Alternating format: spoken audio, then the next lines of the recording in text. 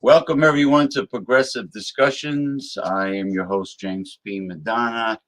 And yes, it is Sunday and almost mid-afternoon. And I'm here with my co-host, the one and only Thomas Metal 75 of Massachusetts. Cheers. Yay, Massachusetts Beer Review and Wildcard Wednesday from southeastern Massachusetts. How are you this Sunday? Nice to be on. Nice to see you. I'm going to be doing some grilling in a little bit of some steak and cheese and some tater tots, and we'll mash them all together and with some peppers and onions and see how it goes. Yeah, that's good. I'm sure it's is it a nice dry day out there for barbecuing? It's a touch humid, but there's a nice breeze going on, so it's in the high 70s, so it's not too oppressively hot. At least there's a little bit of a breeze, and I guess you get a cold beverage and have at it. Yeah. No, 95 hazy, hot and humid. Not quite that today. No, luckily. Yeah, I want to welcome Mr. BC from the state of Michigan, from BC Beer Reviews. How you doing, man? Hola. What's everybody doing today? It's summer is ticking away. It's July already, and the dog days of summer, which are supposed to be the hottest, will come soon. And then we've already had a few hot ones here. So yeah, well, you're still in the humidity part of the country like we are. Oh yeah. And what do you got there? I see foil. Yeah, so the way that I will typically do said steak and cheese is a foil packet method. It's so simple, it's so easy. The cleanup is you throw away the packet when you're done. That's pretty simple. You got your shaved steak, your peppers, and your onions. You put olive oil down. You put whatever seasonings you want. I have a little bit of specks of those pepper flakes. And you close that thing up and you grill it, I guess, as high as you can. You want to get it over, you definitely want to get it over around 450 at least. And then this thing will only take 10 minutes. You open that up, you put the cheese on, you close the packet, and you get that cheese all nice and melted, and you're done. I'm going to do...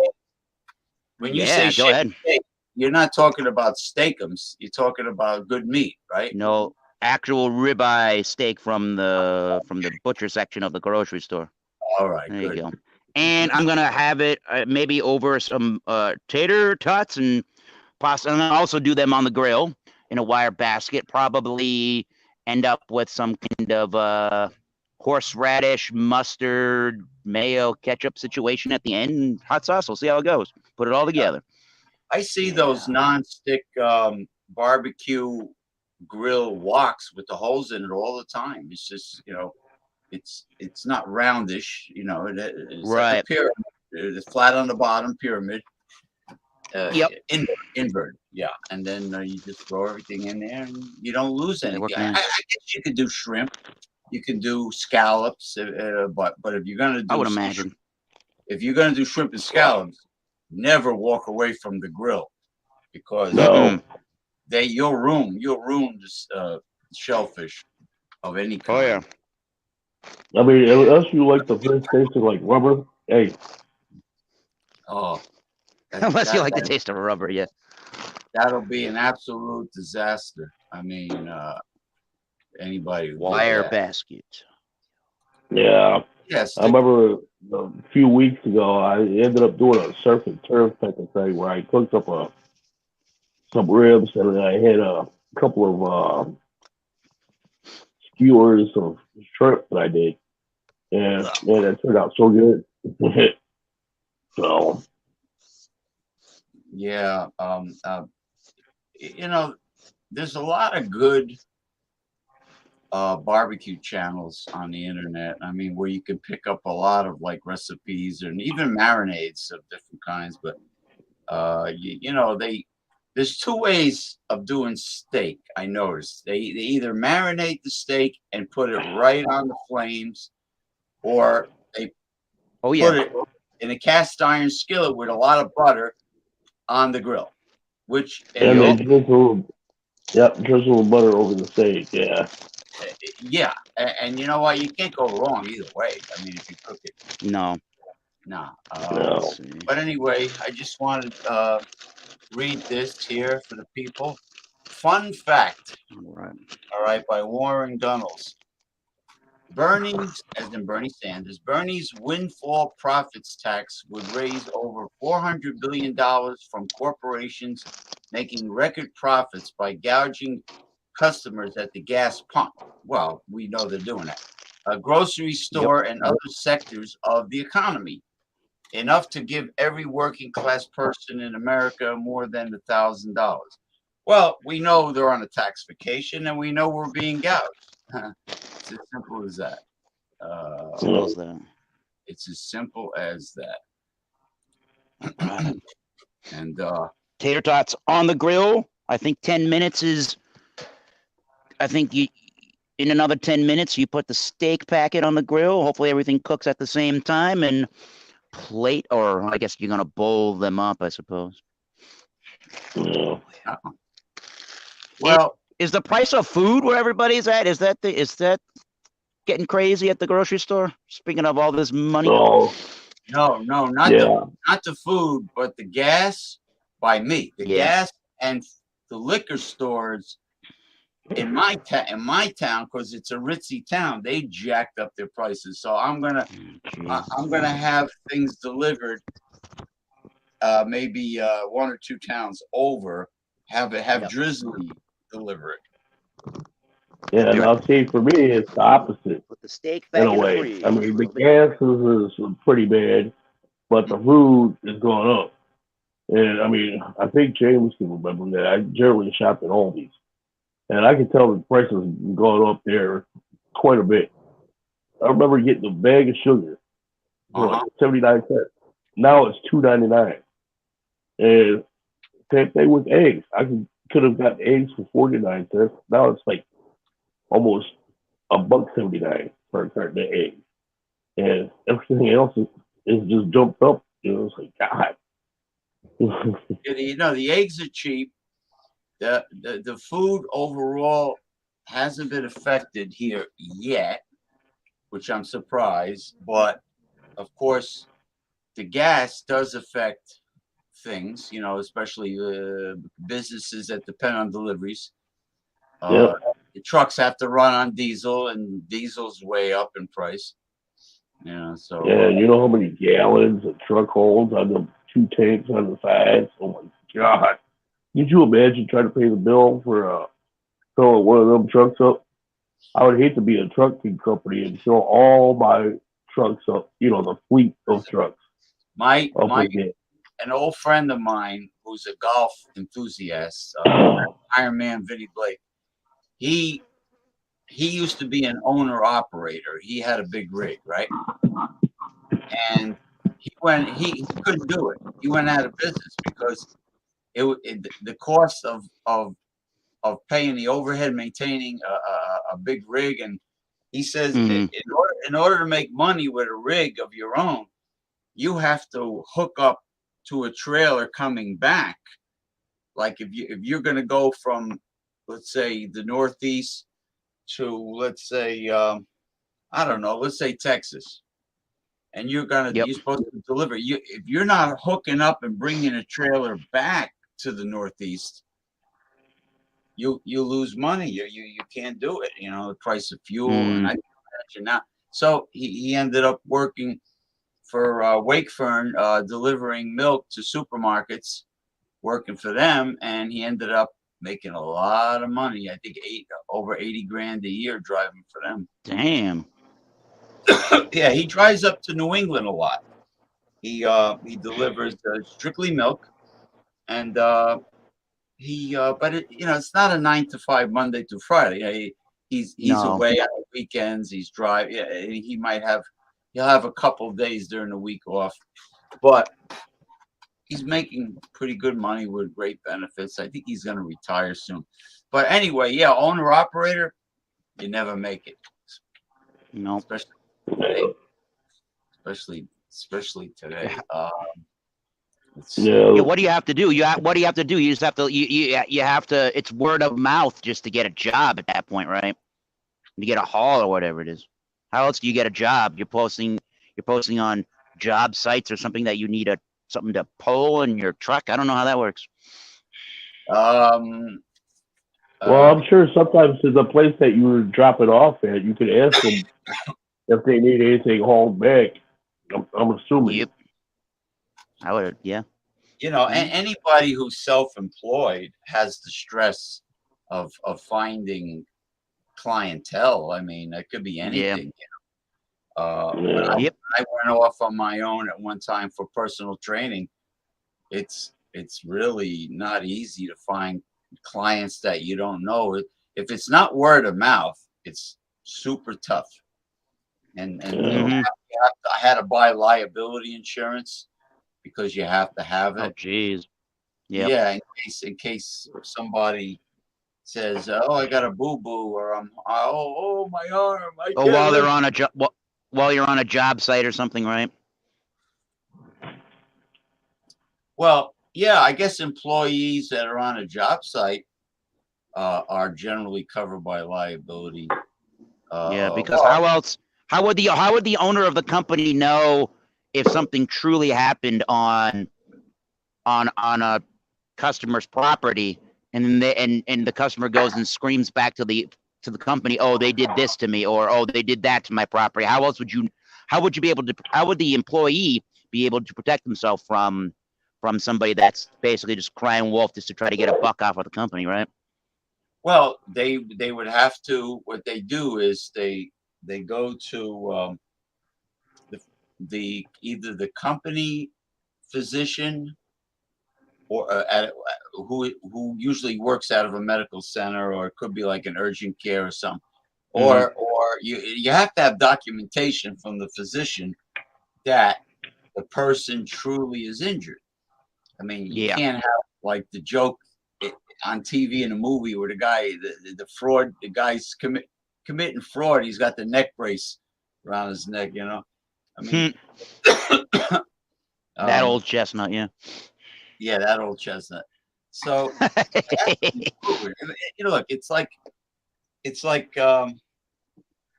if your business is not doing too well, and the owner is a little shady, and he wants to apply a little Jewish lightning to the Jewish lightning. Yeah, professional arsonist. So he wants to apply. Look, the insurance company, they're going to inspect the hell out of that. Yeah, I was going to say that insurance company generally does an investigation, yeah. Because they know the tricks. They know what's going on, you know. I think this one here is Jesse Ventura has something to say. Hi, I'm Governor Jesse Ventura. And on Die We were. First and Quit Later, today we're going to talk about the Supreme Court. My beef is this. We have two Supreme Court justices now, Neil Gorsuch and Brett Kavanaugh, who, in my opinion, need to be impeached immediately. Because if you look at what they did, they lied to get on the Supreme Court. They were both explicitly asked point blank if they would overturn Roe v. Wade, and both stated they would not. They lied. Now, if you were in the private sector and you filled out a job application, which we all have done, and on those job applications, they ask you, have you ever been convicted of a felony? Now, imagine if you had, but you lie. You lie on the job application and you check off, no, I have not. And then lo and behold, 6 months later, a year later, the company you work for finds out that you lied to get the job. I can guarantee you in the private sector, you would be immediately terminated. There wouldn't be any ifs, ands, or buts about it. Why? Because you're deceitful, you're dishonest, you're not trustworthy. Who could ever trust you again if you lied to get the job? And that's exactly what these two, I'm not even going to call them justices anymore.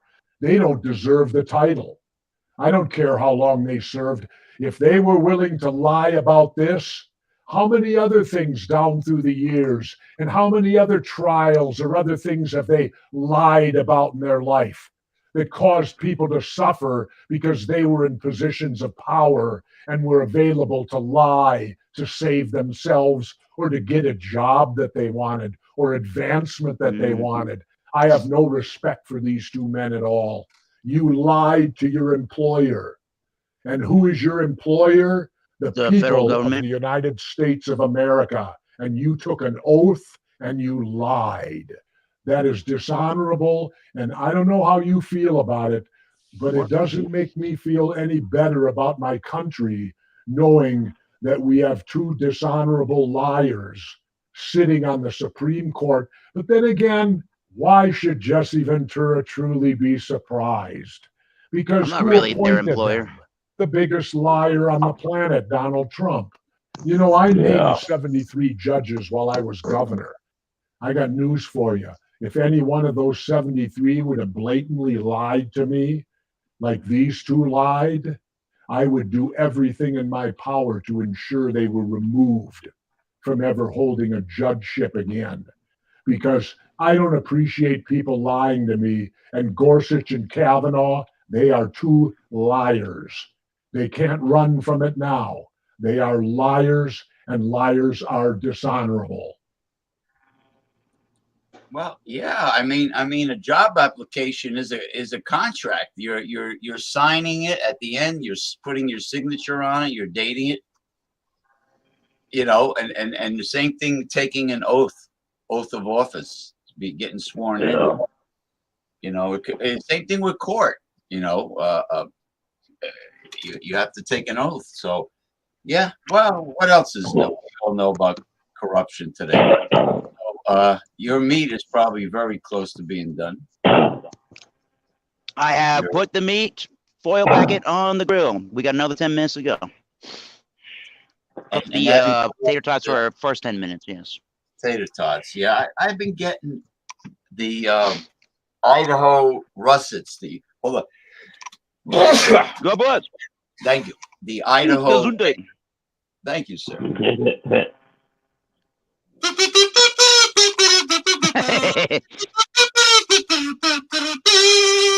We're off. You know, the steel crab. Sounds like a rock band, man. The steel crabs? Ooh. I would, you know the robotic. Or at least some sort of punk band. Iron crustacean, all right. Well, I know. Yeah. With the way robotics are, I would create a titanium crab that just grabs the intruder by the ankles and just crushes their tibia. Jeez. Now, me personally, I would have made that robotic crab just big enough to go for the balls. Ouch. I would He was call the next guy to think about before breaking into my house. I'll tell you that right now. Yeah. I would call Which got me thinking, any Godzilla fans out there? Is there any crab creatures in the road galleries for Godzilla? no, but I'm sure there was. But South Park has crab people, crab. Yeah. Yeah, because I remember, what was it, that turtle one? I forget what its name was, but That's Gamera. Gamera, yeah. yeah, Yeah, but I don't remember a crab. I don't remember a crab. You know what? I remember a lobster, but I don't remember a monster crab. Now I want to ask. Speaking of South Park, I want to ask Eric, the song "Jacking It, Whacking It" in San Diego. Are they trying to say that San Diego is very boring? What is the meaning of that song? I plead the fifth. Because I was in San Diego, and I thought it was a very lovely place. I mean, I've been there San once. Diego? Yeah. I thought it was great. I mean, I don't like San Francisco. I can tell you that. No, it's no. L.A. Too expensive to live in, and it's run over. It's run down by hobos. It's all San like, Francisco. it's all tent cities, tent people. Oh yeah. L.A. run down. Crazy smog. Hollywood Boulevard is like a shithole. I heard. Probably. You know, whacking it. Hey, but back in the day, you listened to all the every street corner had a club, and you would go and listen to all these new and upcoming bands like they were going out of style, and then everybody just kept getting signed back in the 80s. I don't know if that was really productive for the musical industry, but they were. Oh yeah, with all the hair metal bands like Guns N' Roses and whatnot. Yep. Yeah. Oh, yeah. Yeah. Very good. Hello, Bart. Hey, Bart, Mr. Bart Robinson of South Western New Jersey, in the rural suburbs, I guess farmland. Greetings, gentlemen. Just got home from the liquor store with a bottle of Stone Creek Cabernet to go with my Hatfield pork loin tonight.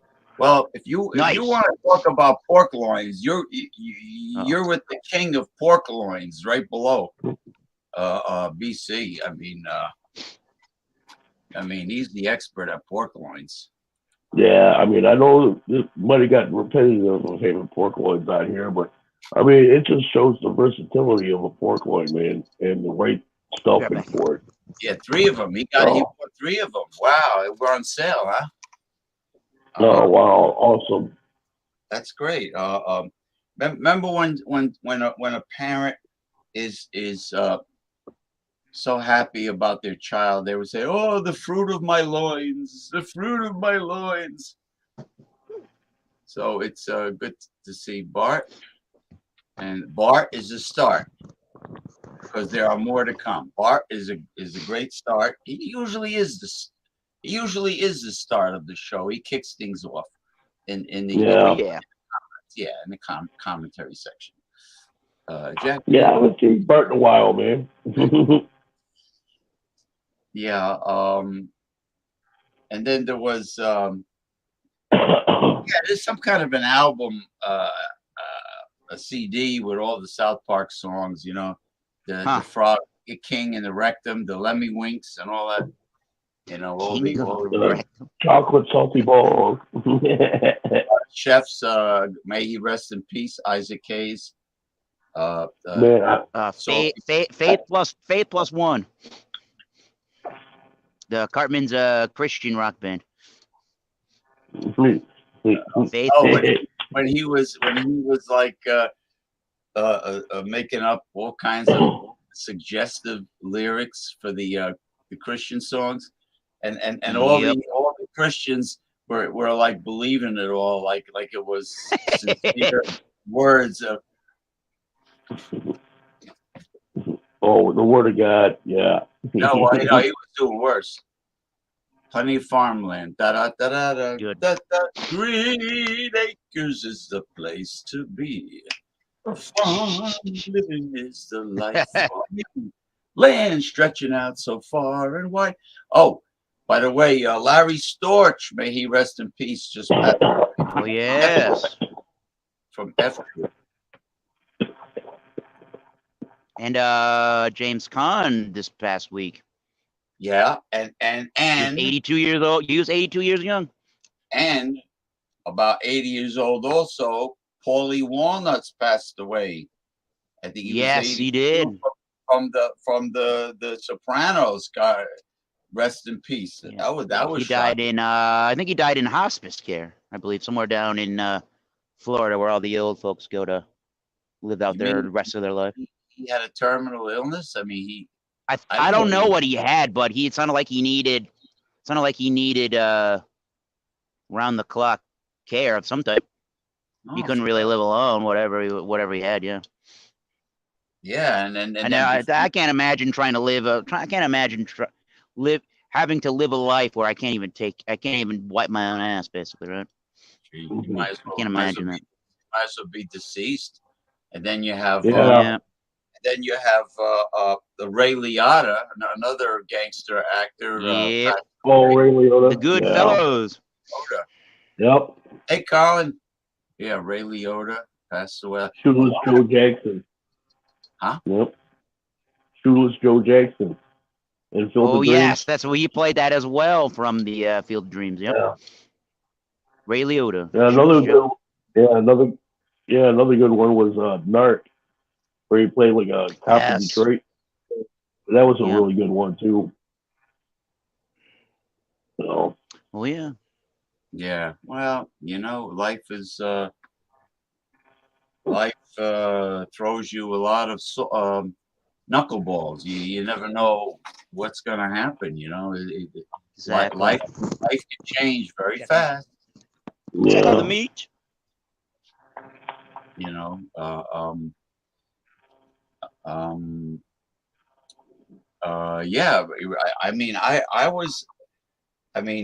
Like, as far as the beer group goes, even though I knew he was sick, I was shocked when William Kepley passed away. May he rest in peace.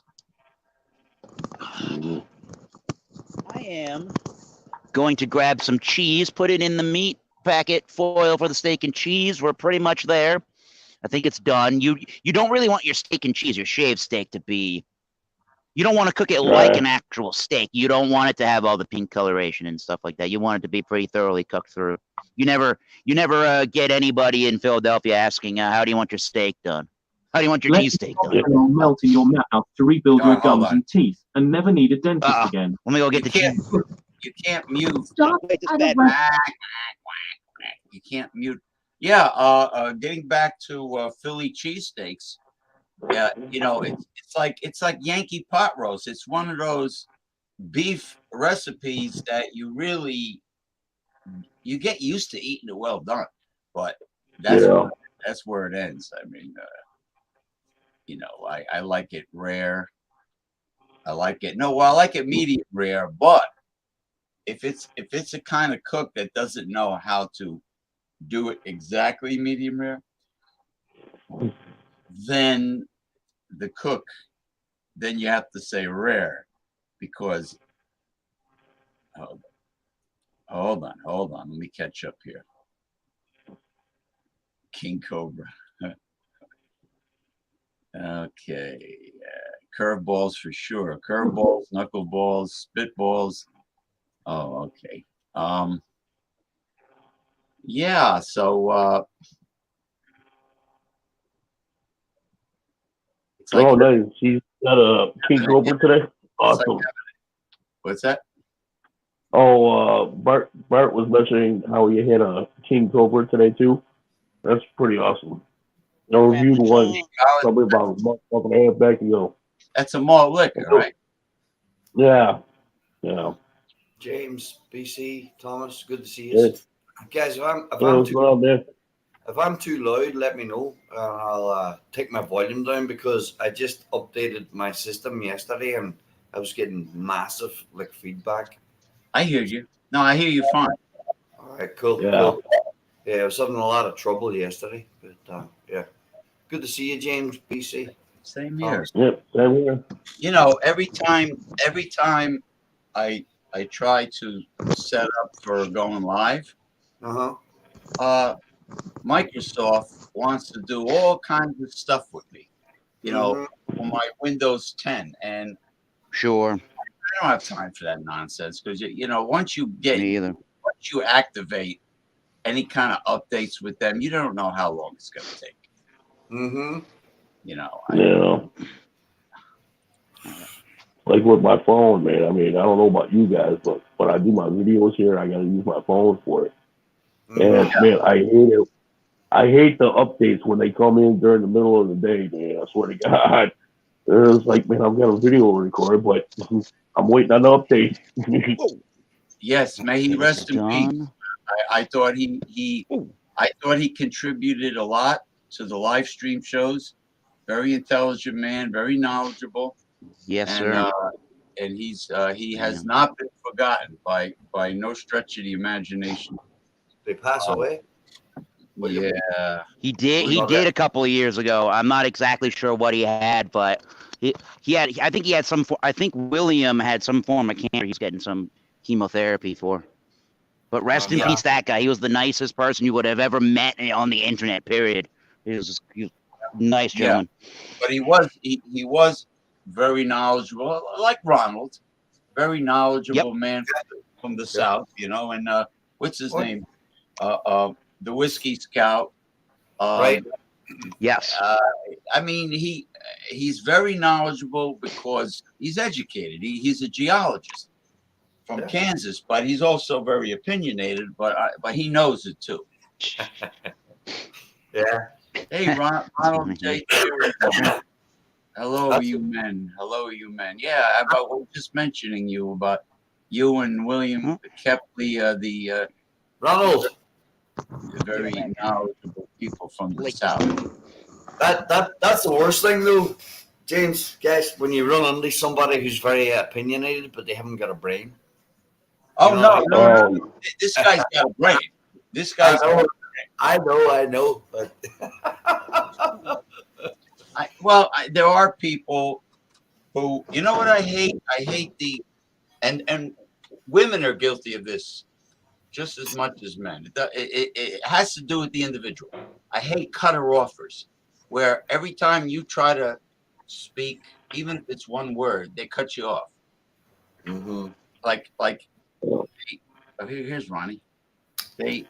Ron, what's up, Ron? Guys, open on a beer. Oh, Ron, what's up? Hello. Hey, Ron. Hey, greetings. What's up, brother? How you doing? Cheerio with us. I have to go. Where you going? I have to go to a banquet tonight. Oh, tonight, a banquet. Hey. It's for the Knights of Columbus installation banquet. It's because I'm an officer, so they have a banquet. I mean, it's fine. I mean, I don't like to eat a lot at night, tell you the truth, but I mean, it's okay. I've been doing it for 10 years, so. Oh wow! You've been 8 years, sorry. 8 years. Jason Cleveland, what's up? Hey, so Ron, you've been in the Knights for a long time. Hey, wow. 10 years. I've been an officer for 8. Now, does an officer are they dressed like the Grand Mystic Imperial Wizard of the Raccoons Lodge? I mean, do they have like? No. It's not like a Freemasons. No. They have like medals all over their uniform and. Well, they do have people that wear ceremonial outfits, but those are in the 4th degree, and they're in the honor guard. I'm not in the honor guard. I'm not in the 4th degree. I'm in the 3rd degree. Yeah, you'll soon be there, bro. Knights of Columbus. Now, being that it's called the Knights of Columbus, I would have the people on top dressed like maybe Roman centurions or something, you know, or like gladiators. No, centurions with the helmet, with the red like a rooster, coxcomb.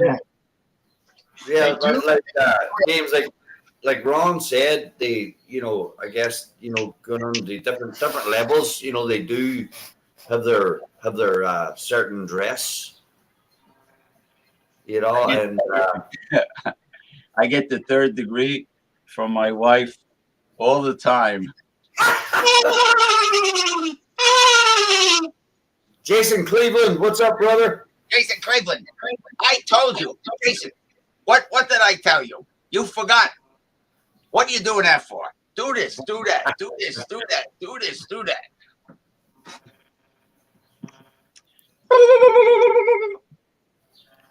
Don't forget to hit the like, guys, on the stream. Yeah, subscribe, send messages. Hit the thumbs up. Even if you want to be a guest, I can only accommodate 6 because I'm not a. When I got inducted into the Knights, 3rd degree, when I got inducted to the 3rd degree, they gave us a medal to keep. It's like a special 3rd degree. Let me check. Beautiful. Oh yeah, yeah, and those Knights are under Our Lady. They're under the Blessed Virgin. You know, under Our Lady, Our Lady's protection. You know, it's oh wow, look at that Bible camp. That's the Holy Grail, isn't it? It's a monstrance. Yeah, it says Yeah, charity, unity, and fraternity. It's a chalice. It's an old chalice, like the Holy Grail. Yeah, the what do you call the what's it called? The church in Scotland, the Rose. Oh, man. The word rose is involved. There's supposedly the Knights Templar. Oh, the Rosicrucians. Yeah, the Knights Templar were hiding certain artifacts there. Oh yeah, they had to do that, especially under King Henry VIII, because he ransacked all the monasteries, this, that, and the other, from the top of England to the bottom. You know, really? He raped the monasteries. Yeah, yeah, they wanted to seize all their assets. That's why the English revolt against the church. They wanted all the land. Yeah, that's why now you get the Church of England, you know, and it all came about, you know, King Henry VIII, he went against the Pope because he wanted to have so many wives, you know, and the Pope said he wanted a divorce, and originally, right, and the Pope said no. Yeah. And he that was the Episcopal, right? The Church of England is Episcopal. I don't know if it's Episcopal. All this is the Church of England. That's right. They're Presbyterian. No, Episcopal. Yeah, Episcopal is the Church of England. Yeah, they're Protestants, but if you break that word down, they're Protestants. Exact same. Yeah, and that's where it all stemmed from. But anything Catholic at that time was ransacked, butchered, and murdered. You know, look at St. Thomas More and many others, hung, drawn, and quartered. Yeah, but I don't know what to say because they had the Inquisition back then. They burned people for heresy, and that was they've done the same. They've done the same here up in Massachusetts. You know, with the witch trials. You know, Salem witch trials. Yeah. Yeah, they done the same thing. They burned people at the stake. Well, it's not the church or the religion. It's the wicked people that end up in charge, in positions of authority, that think they represent the word of God on the planet Earth. They feel that they're speaking for the Lord, but in actuality, they're speaking for the other deity. Hey, I just wanted to. I listened to that thing that Jesse Ventura was saying. I don't think those justices lied when they were on their hearing. I don't know what he's talking about. Ventura? But they didn't lie. Which justices was he pointing out, Ron? Kavanaugh. They're talking about Roe versus Wade. Kavanaugh and Gorsuch, and he said they lied to get on the court, but I would like to know where he can show me that they lied. He said that they said that they would not overturn Roe v. Wade. First of all, when you're on a hearing to be confirmed as a judge, you're not allowed to even comment on specific cases, because then that would say that would show that you were prejudiced for or against certain cases. Yeah, you got to stick to the Constitution, you know, and that was like Judge Scalia, you know, who mysteriously died, you know. Yes, mysteriously died. Exactly, mysteriously. Yeah. Antonin Scalia. You know, he wasn't. They're not obligated to answer every question. You know, he didn't have to answer that. And what they said was, see, they were careful in what they said. They said, what about Roe versus Wade? And they said, well, it's established precedent. That's all they said. That doesn't mean they wouldn't overturn the precedent. They just said at the time of the hearing, it was established precedent.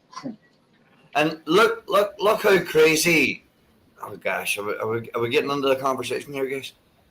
You know, look how crazy some of the real radical individuals are at the moment, and they're still pushing for abortion, right? And that's what we're talking about. They're still pushing for abortion. They're doing everything. They promote it, even after the Supreme Court made their decision. And they've been hounded, as you know, anybody watches the news. They've been hounded at their homes, this, that, and the other. Death threats, this, that, and the other. Guys showing up, you know. But, damn. It's rough times we're living in, you know. Absolutely. Let me play this, because this is really an example of how horrible people are today. Stopped at a red light on 75th Street and Manatee Avenue in Bradenton. Ryan Bray caught the eye of a homeless man. He reached his arms inside my vehicle, resting them, and said, "Hey, do you got any money?" I said, "No, but I have one better for you." Instead of offering him a handout, Ryan offered the man a hand up, a job, $15 an hour doing yard work, but Ryan says his offer didn't go over well. He said, absolutely not. Started getting belligerent, cursing, and then as I pulled off, he kicked my tire. Ryan had enough. I can't have my 13-year-old daughter and my wife driving with their windows up and being berated the entire time if they don't give money. He went home, made a sign, and went to work to spread a message. I mirrored him with my sign. Wherever he walked, I walked. He wants others to realize what he tried to do. I've seen a lot of people give a lot of money, and there's a reason they continually sit here. Monday afternoon, the man appeared once more, wouldn't give his name, but shouted foul language as Ryan stood near. This is not against the law. And still, he managed to get $1 or $2. Turning Point's executive director, Adele E. Roser, says some make a living off this. So it's hard to tell the difference between someone who's really homeless and somebody who's just out there panhandling. She says if you want to help, give money directly to organizations helping the homeless and not those on the street. The best thing to do if we all want to get rid of panhandlers is to don't give to panhandlers. In Bradenton, Kimberly Quizon, Fox 13 News. Well, yeah, because you're supporting their bad habit. Go ahead. What's going on? They're probably going out and buying the wrong thing. Crack or whatever. So, you know, you got to be careful with any charities. Let's get a bird's eye. Yeah. So the tablet was not holding on to the stream, so I went to the computer. Looks good, Tom. Those are the tater tots with the steak and cheese, peppers, onions, mustard, ketchup. What else is in there? Horseradish sauce and a little bit of mayo hot sauce. I'm starving. All done on the grill. All grilled. All on the gorilla. Mm-hmm. The gorilla grill. Fire basket for the tater tots, and I did a foil packet for the steak and cheese. with some olive oil, some seasoning, peppers, onions. Put that on the grill for 10 minutes. Open that thing up, put cheese on it, close up the foil, let it melt. That is all you have to do. It looks 20 mighty. minutes for everything. Looks mighty fine, bro. Okay. There you go. Now, does anybody have the volume on any web page? Please close out any other web page, because Eric heard echo, a lot of echoing coming from someone. Okay. Hey, I want to ask Al a question. All right. What percentage of these street corner beggars, I'm sorry, I was fooling with my comic books.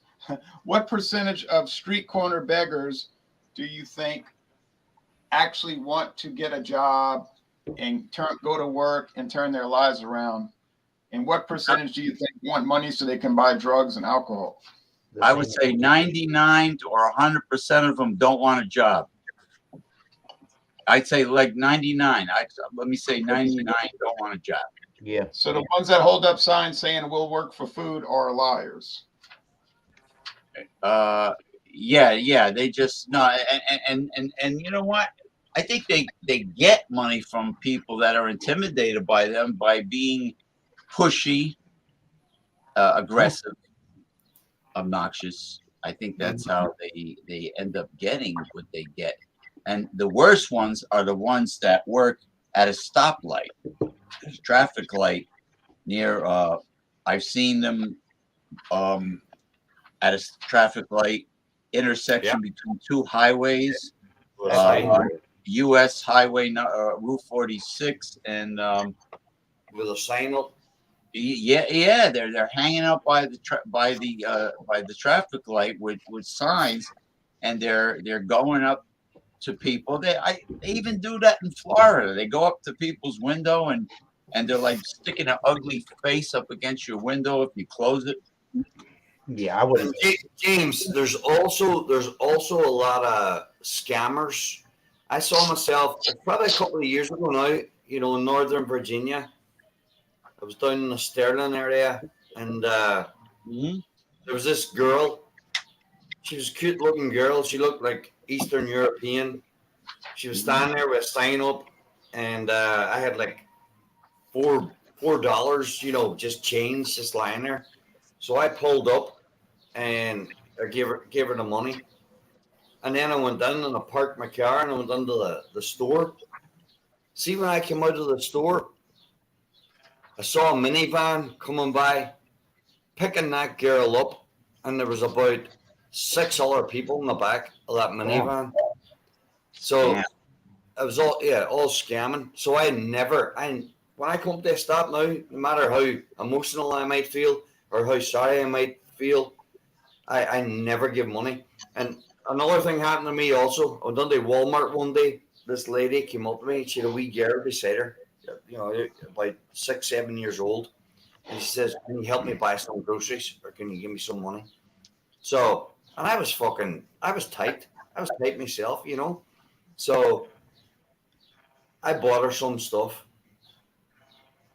and I went to the checkout with her, and paid for it and give it there. And I said, "Look, God bless you, this, that, and the other, whatever.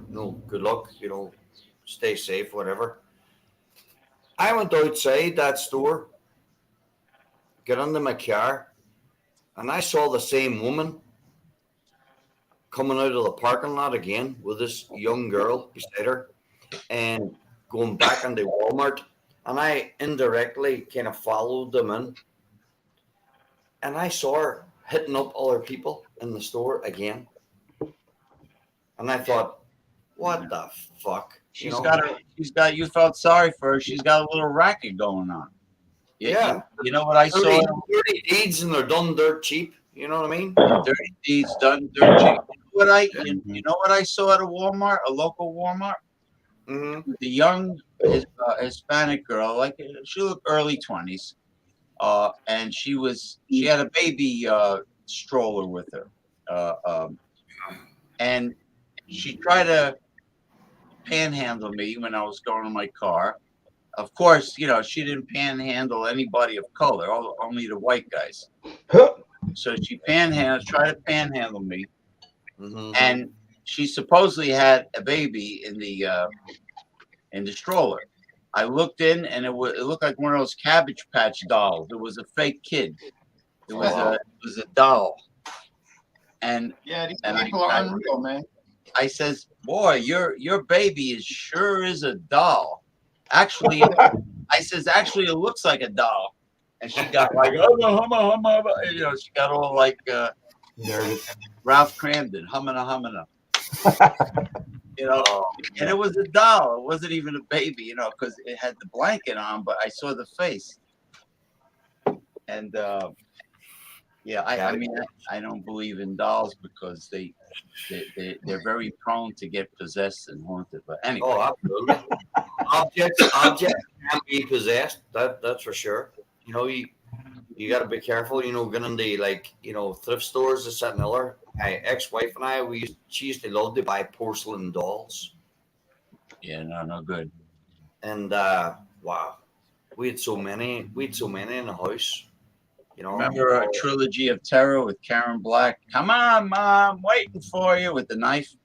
She brought this idol, this little wooden idol home, and it was cursed, and it came to life. Objects, exactly, James. Objects can be possessed, and people don't really grasp it. You know what I mean? They can. I was, you know, on a conversation with, not a direct conversation, but listening to a conversation, so I correct myself in saying that. Two guys who work with one of the top exorcists in this country. Okay. And they were talking about objects being brought home. And one of them was infested. There was an infestation. And when they took that object out, it was a doll. Right? It wasn't a porcelain doll, but it was some type of doll. They said they burned it. Oh, jeez. And they said for that small doll, the flames that came off it and the color of the flames that came off it was like unbelievable. Wow. Yeah. That's true vibes. That's a true story. Now I want to tell Colin, I have an inductee into the Chislett Hall of Shame, and it has to do it in a way. It has to do with Ireland. Let me show everybody, particularly Colin. Chislett Hall. Now I hope this isn't like a trend that is something to. There's this airline. Oh, no. Let me see if I can. Airline. Oh man! Note that article was 12 years ago. This article's 12 years old. Yeah, 2010. But we'll see. Maybe this has changed. We'll see what they did. I hope it changed.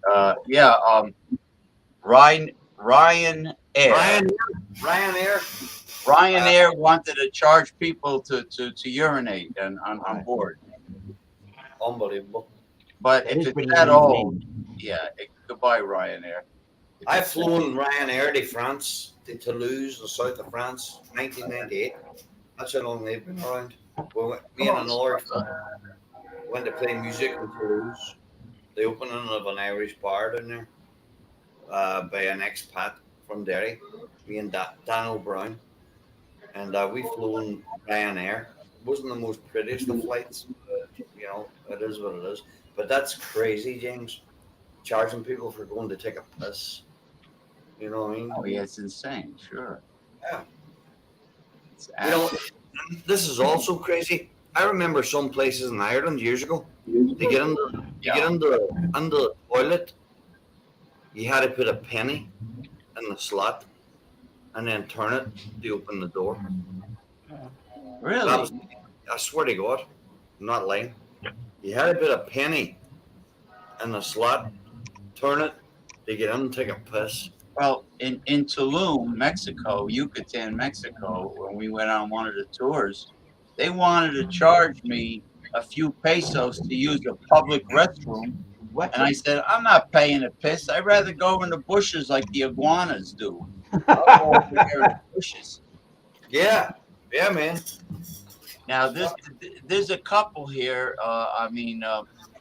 Jason is aware of this. There's a couple that bought a home in Seattle, then learned that their Comcast internet would cost $27,000. How can that be? Why?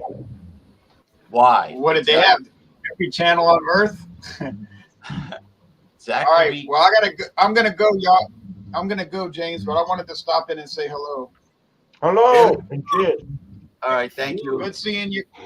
Good seeing you, Colin and Eric and James and BC. And keep watching BC and keep joining. Keep joining James and making those good posts. James posts our videos sometimes in the groups. All right. And I'm gonna watch that Corona Extra video. Thank you. All right. All right, Have y'all fun. take care Have now. fun. Yeah, see you later, bye. Have fun at the event. Thank you. At the banquet, yeah. All right, y'all have a good hangout. Thank you. All right, enjoy. Bye-bye. Thank you. It was good to see Ron. I ain't seen him in about 3 weeks. Well, he's still. Oh no, he's not. Yeah, you got a banquet on a Sunday night. Is it a church thing or something? Yeah, a Sunday night. I mean, don't people have to like get up Monday morning though? Nah. There has to be a mistake. This article. I mean, come on, give me a break. 27,000 for. You know what, James? I wouldn't be surprised, honestly, brother. I wouldn't be surprised. I mean, it has to be a glitch in their system. I mean, I would imagine. 27 grand. Yeah. Oh yeah, tater tot. Nice Tater tots. So the tater tot is like a sponge, just soaked in all that beef Pretty much.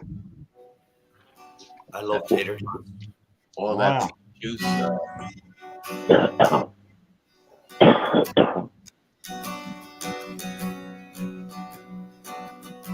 You don't mind if I do, James? No, I don't mind. Could you lower your webcam a tad bit so we can see the guitar? I can sit back a little bit. Yeah, there you go. There you go. Good. The rhythm of the song will probably remind you a little bit of the record of Edmund Fitzgerald that was sang by Gordon Lightfoot. Okay. But it's called Back Home in Derry, and it was actually written by a guy called Bobby Sands, who was on hunger strike in 1981 in Derry, and he wrote a poem. He wrote the poem Back Home in Derry, but then there was a musician. Try and gather all this in your mind. There was a musician called Christy Moore who took Bobby Sands' poem and he put Gordon Lightfoot's melody to his poem, and it was Back Home in Derry, and it's about people being shipped out to Australia, Van Diemen's Land in the early days, you know, especially orphans, you know, or people who are so-called criminals. You mean Botany Bay? Yeah. I mean, when Australia. Hey, Van Diemen's Land, yeah, absolutely. But anyway, cut a long story short, Australia was a penal colony. A what, darling? Penal colony. How's what thought you said? Yeah, not a phallus penis. It's not a penis colony. A penis. There's a lot of very deadly, venomous creatures in Australia. So the English. Watch out for that Australian penis. All right. We have Colin McMenamin.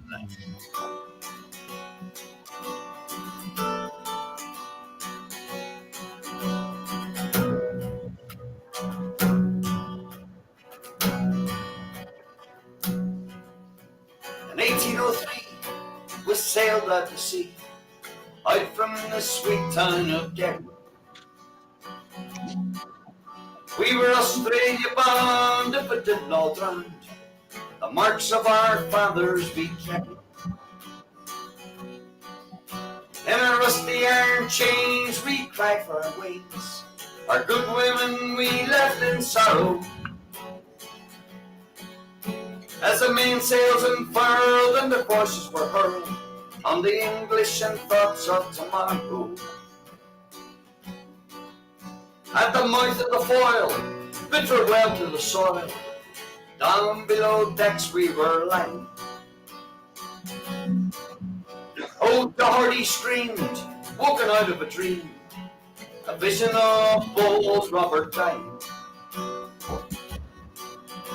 As the sun burned cruel, we dished out the gruel.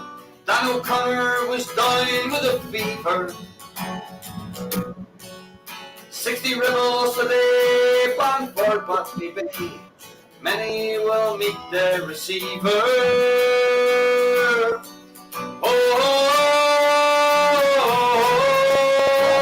I wish I was back home in Derry. I wish I was back home in Derry.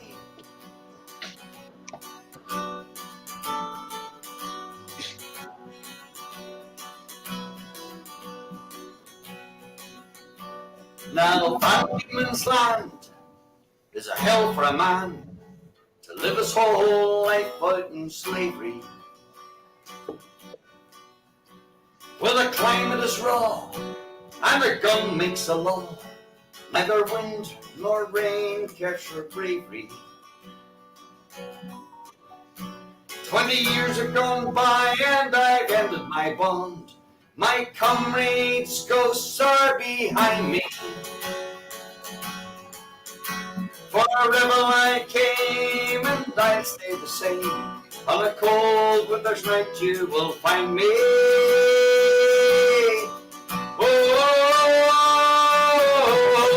Oh, I wish I was back home in Derry. Oh, I wish I was back home in Derry. Oh, I wish I was back home in Derry.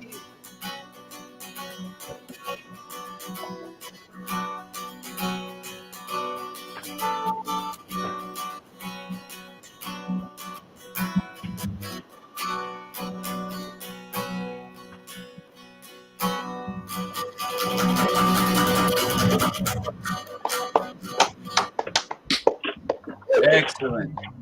Cheers. Got the lighter out for that song. Excellent. All right. Yeah. You just Thank you. heard Thanks a for letting- beautiful song by Colin McMenamin, performing artist. Thanks for letting me do that. Thank you. Thanks, James. Excellent. Outstanding.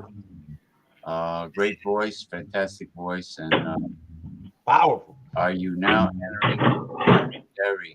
This is BC. an old gable wall in Derry, Ireland.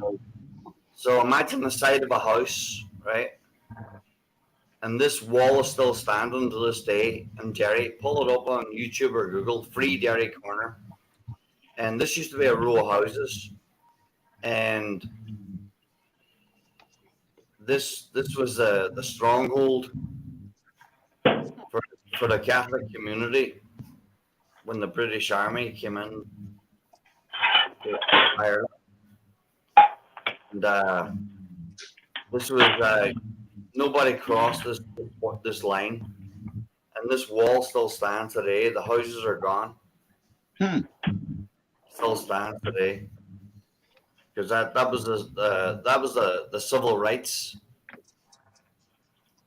You know, you're now entering Free Derry. That was a civil rights movement, and my uncle sent that to me a few years ago.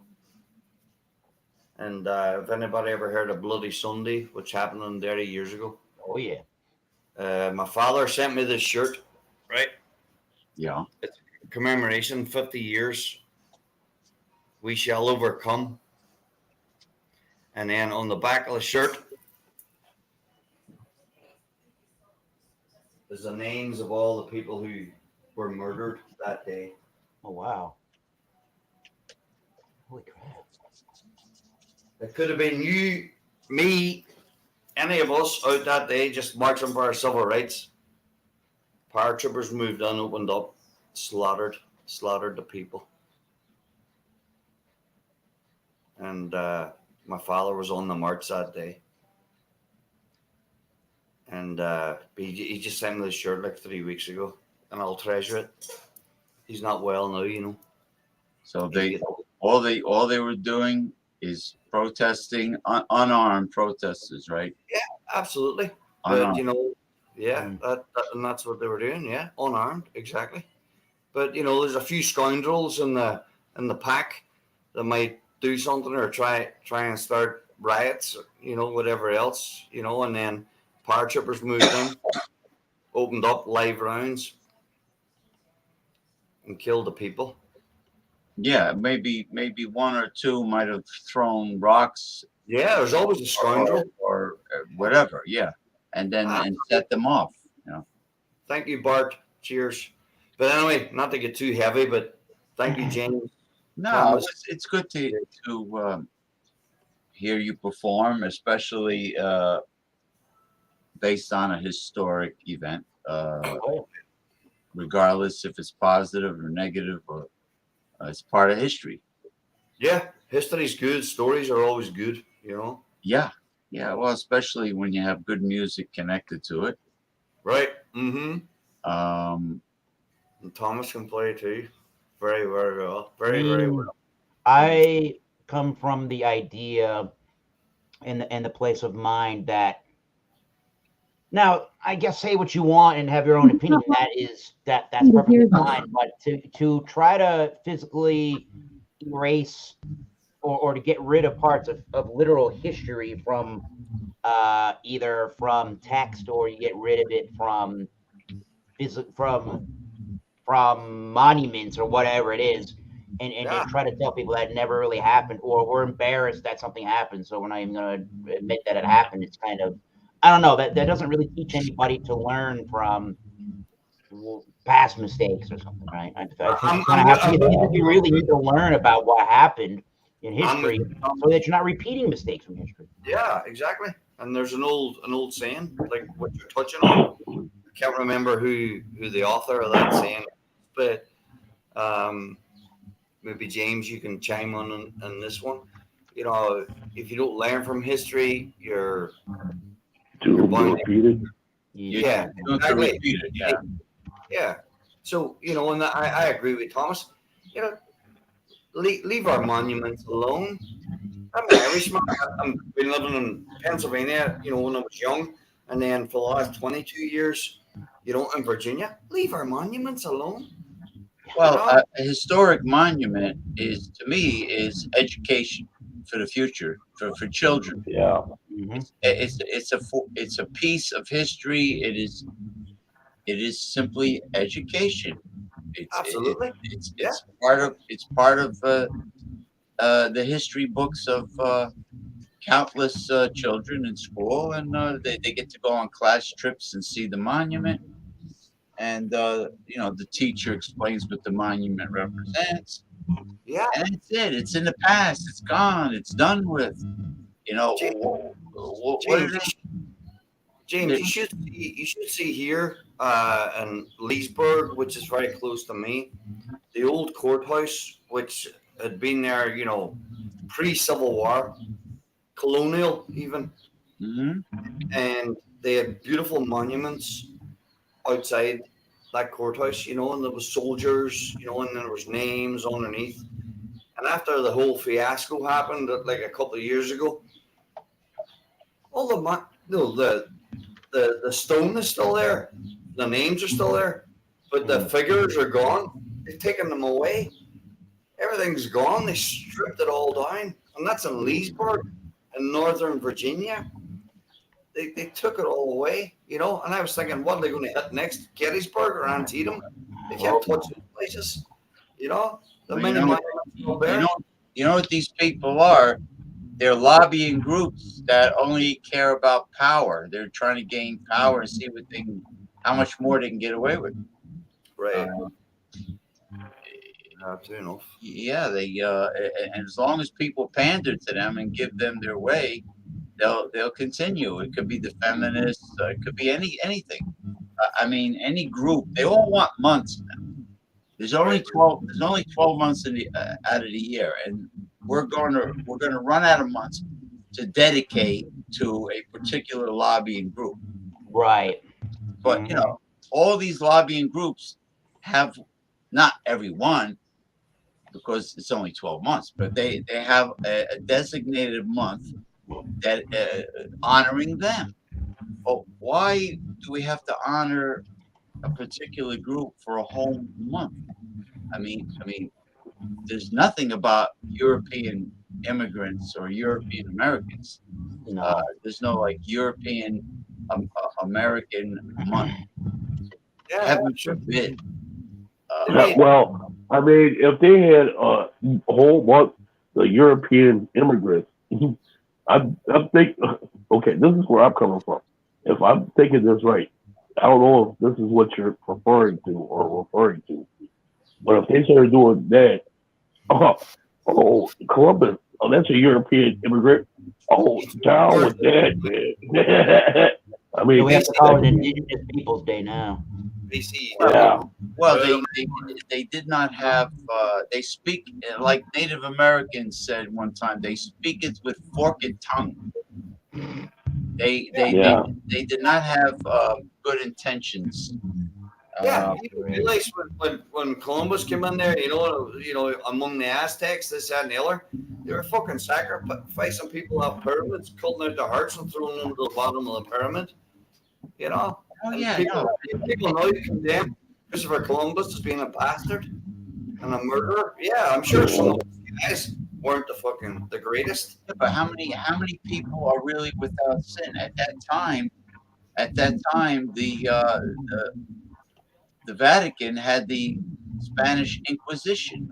If you disagreed with the Pope, if you criticized the church in any way, or if you did, let's say you were a fortune teller, they burn you at the stake for heresy. You know, so what's worse, burning innocent people at the stake, or sacrificing a young virgin to the volcano god or something? The volcano god. Wow. Yeah. Let me grab a beer, guys. Two seconds. Right. There's a volcano by Mexico City. Right by Mexico City. So there's a live volcano, active volcano, and they thought it was a god that was rumbling. So the Aztecs would sacrifice. It's always the poor young female, the virgin female. They'll lay off the peyote there, Aztecs. I mean, they never sacrificed an old bag or an old geezer. It was always some young virgin. Young virgin, get out of my mind. Gary Puckett in the Union Gap, right? No, it was younger. Gary Puckett. Oh, that's crazy. You're much too young, girl. Whacking it, San Diego. Jacking it, whacking. So anyway, wow. Maybe the best way for me to voice my opinion and discuss about the mayor, about South Park removing Mr. Hankey from the show is to go to a South Park video involving Mr. Hankey. Hopefully you don't get a copyright strike for doing that. No, I'm not going to play anything. I'm going to tell them that I think Mr. Hankey was a good character and they shouldn't have gotten rid of him. Because due to popular demand, they get rid of him or something? They got rid of him. They had the mayor kick him out of South Park for saying things on social media about her on Twitter, you know.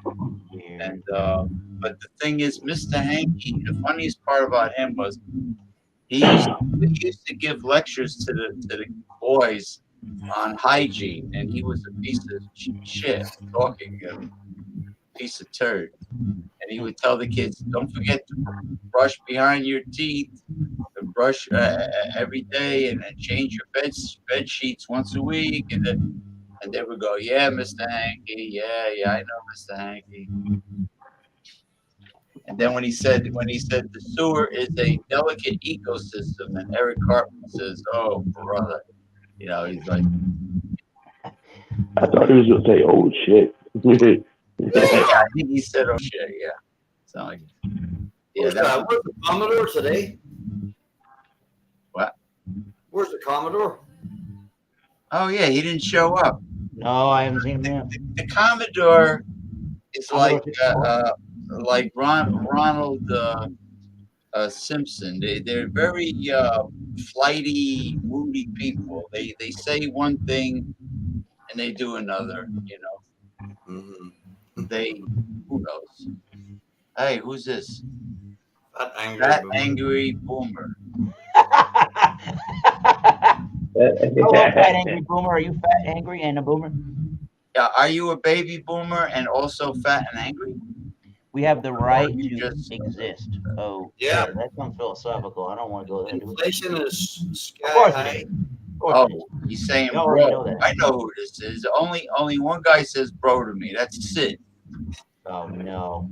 Now Sid, that's you, right? You could change your name. I can understand this name better. You got the TV on in the background, BC? Listen, yeah, that angry boomer. We're living in the end times. There's no doubt about that. Absolutely. Whacking it, jacking it, jacking. TV, BC. Oh, BC, you got a TV going on? Yeah, BC's got an echo. But normally when he puts on his earphones, it turns off. Oh, he's good now. I don't know. Oh, he's got him now. All right, hold on. Let's see what happens. All right, it's peaceful. Nope, not peaceful. So far. Not yet? No. Background noise still. So you're getting feedback from me? Getting TV noise. No, like there's a TV on. No, I got it turned off. Just a little bit, brother. Maybe you have poltergeists and spirits in your house. You get the phone app and find out, Jay? Let's do it. They're here. Crystal Pendulum. Does BC have all this background noise because he has spiritual entities in his home? Yes. Are you shaking that? Are you shaking that? No, look at my. Hey, Pendulum, is James shaking it? In San Francisco. Did Eric really enjoy his shaved beef with tater tots? Yes. And that thing also confirms it wasn't healthy. That's an easy yes. It's spit it. Now, when BC was cooking his pork loin, Crystal Pendulum in the slow cooker, should he have browned it and braised it in a skillet first? Yes. Yes. Hey, Crystal Pendulum, do you ever say no? Crystal Pendulum, do you ever say no? Yes. So you never say no? No, he says no. Okay. I've had it. Oh. I've heard. I was about to say, if that Crystal was a woman, I'd be asking her out all the time. Crystal Pendulum, do you think the security in the casino was being very intrusive and nosy for following me around when I was using the pendulum? Yes. Oh, I got a question next. Can I ask it? Yeah, sure. So, Crystal Pendulum, do you think Donald Trump will become president again? No. Given a no. That's a no, right? It's a no, yeah. When it goes counterclockwise, it means no. Is this why the Commodore didn't come on the show, because he calls Donald Trump my precious Donald Trump?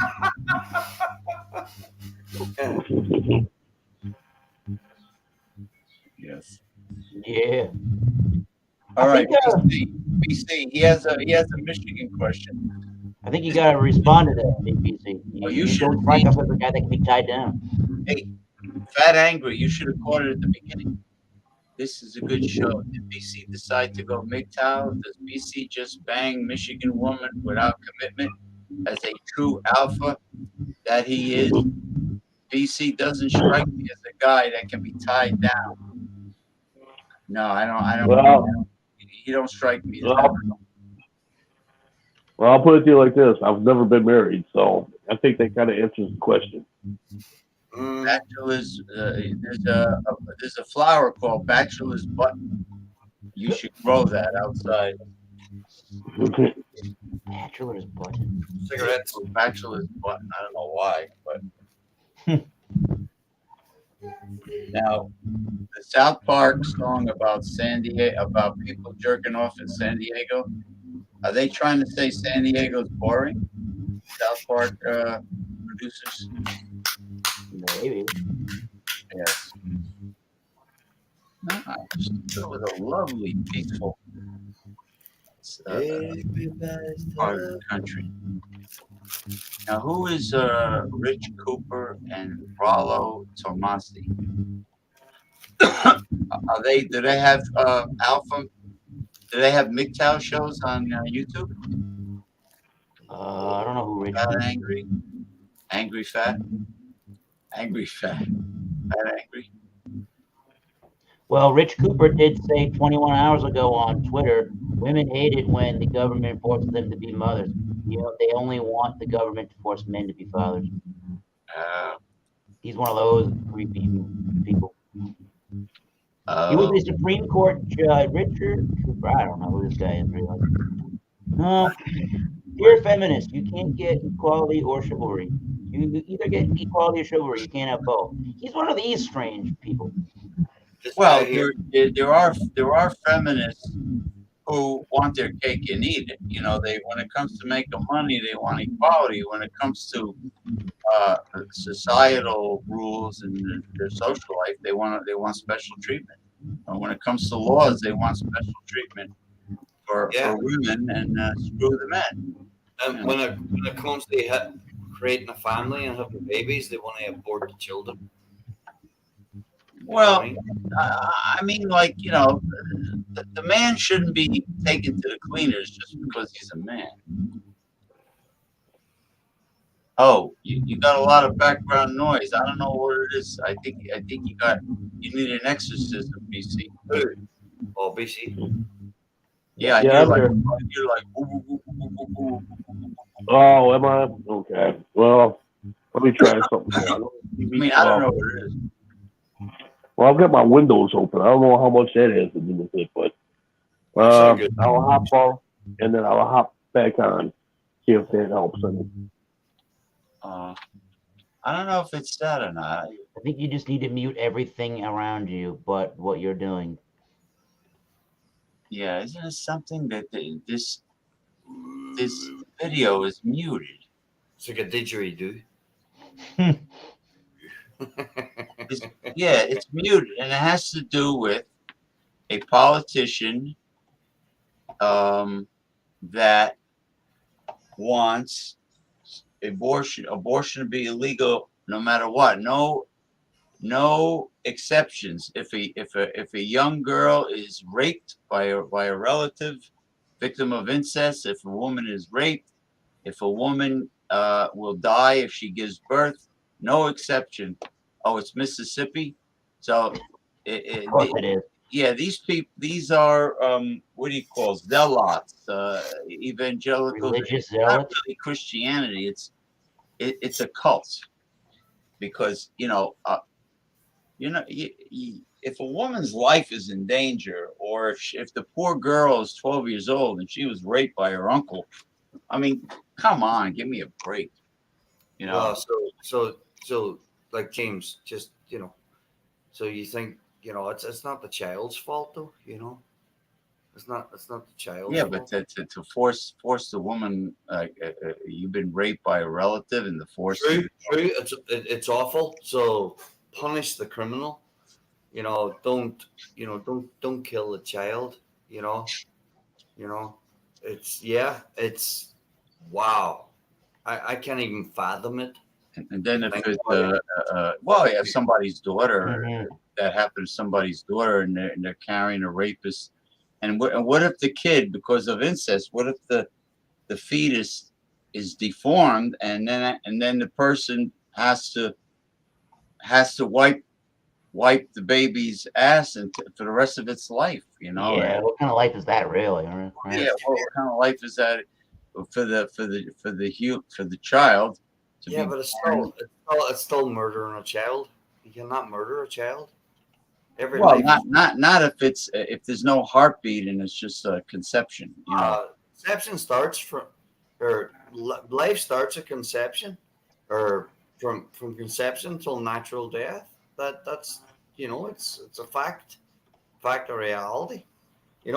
Here's a woman here, Saint Maria. What's her name? Gianni, Italian lady. She was a nurse. She was a nurse. Yeah. In Italy, and she had probably like 4 or 5 children beforehand, and all of a sudden she got cancer, but she was pregnant, and they said, "Look, there's a chance of you surviving if we abort your child." She says, "No, I'm not going to do that." And she saw it through to the death, and the child was born. The child was born. Well, that's her choice. I mean, I wouldn't want to put my neck on the chopping block for a fetus. That's for sure. I mean, it's not a fetus, James. It's not a fetus.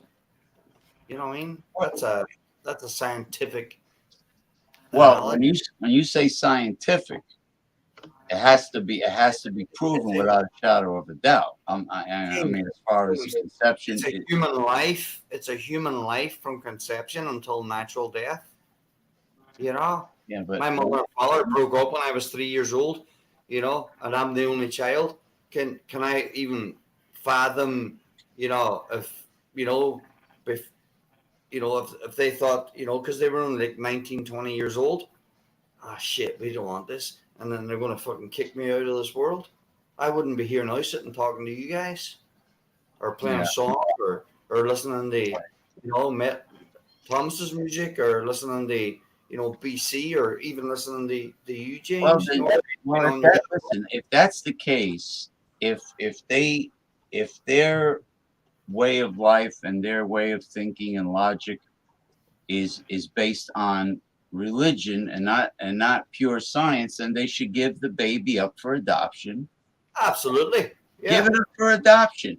Now, in case of the deformed kid that has to have people wiping his ass for the rest of his life, I think it's cruel to bring that kind of a child. Yeah, but listen, James, how many houses have you went into through the years since you were a young kid and somebody had a spastic, which is a horrible word, but a spastic child? Well, they used to say retard too in the old days. Yeah, but I've seen it many times, and these people, they loved that child, even though his life was short, or her life was short. They loved that child, even though it was deformed, this, that, or the other.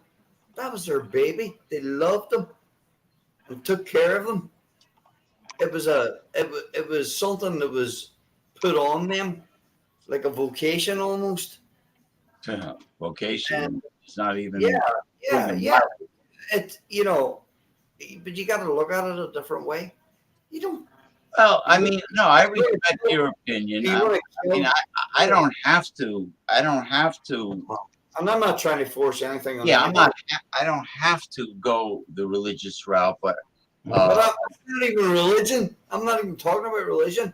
It's pure humanity. all right. We gotta love our people. We gotta take care of them. You know, if they're deformed or not. How many people have disabilities? You know, my back's fucked up, but that's mediocre in comparison. You know, all right. Well, I'll put it to you like this. I remember working at this one job site, and we had this one girl that worked there. I mean, she had a mind of a child. I mean, maybe no more than maybe a 4-year-old, okay? And maybe 5. But the way she was, she couldn't really talk properly. She did basic work. I mean, I don't mean to put her down. I don't know how I'm sounding, but I mean, don't get me the wrong way here. I mean, if you asked her to go wipe the table, okay, she wiped the table. You asked her to go grab that little trash on the countertop over there, put it in the can. Okay, she could do that. Your basic stuff. Okay.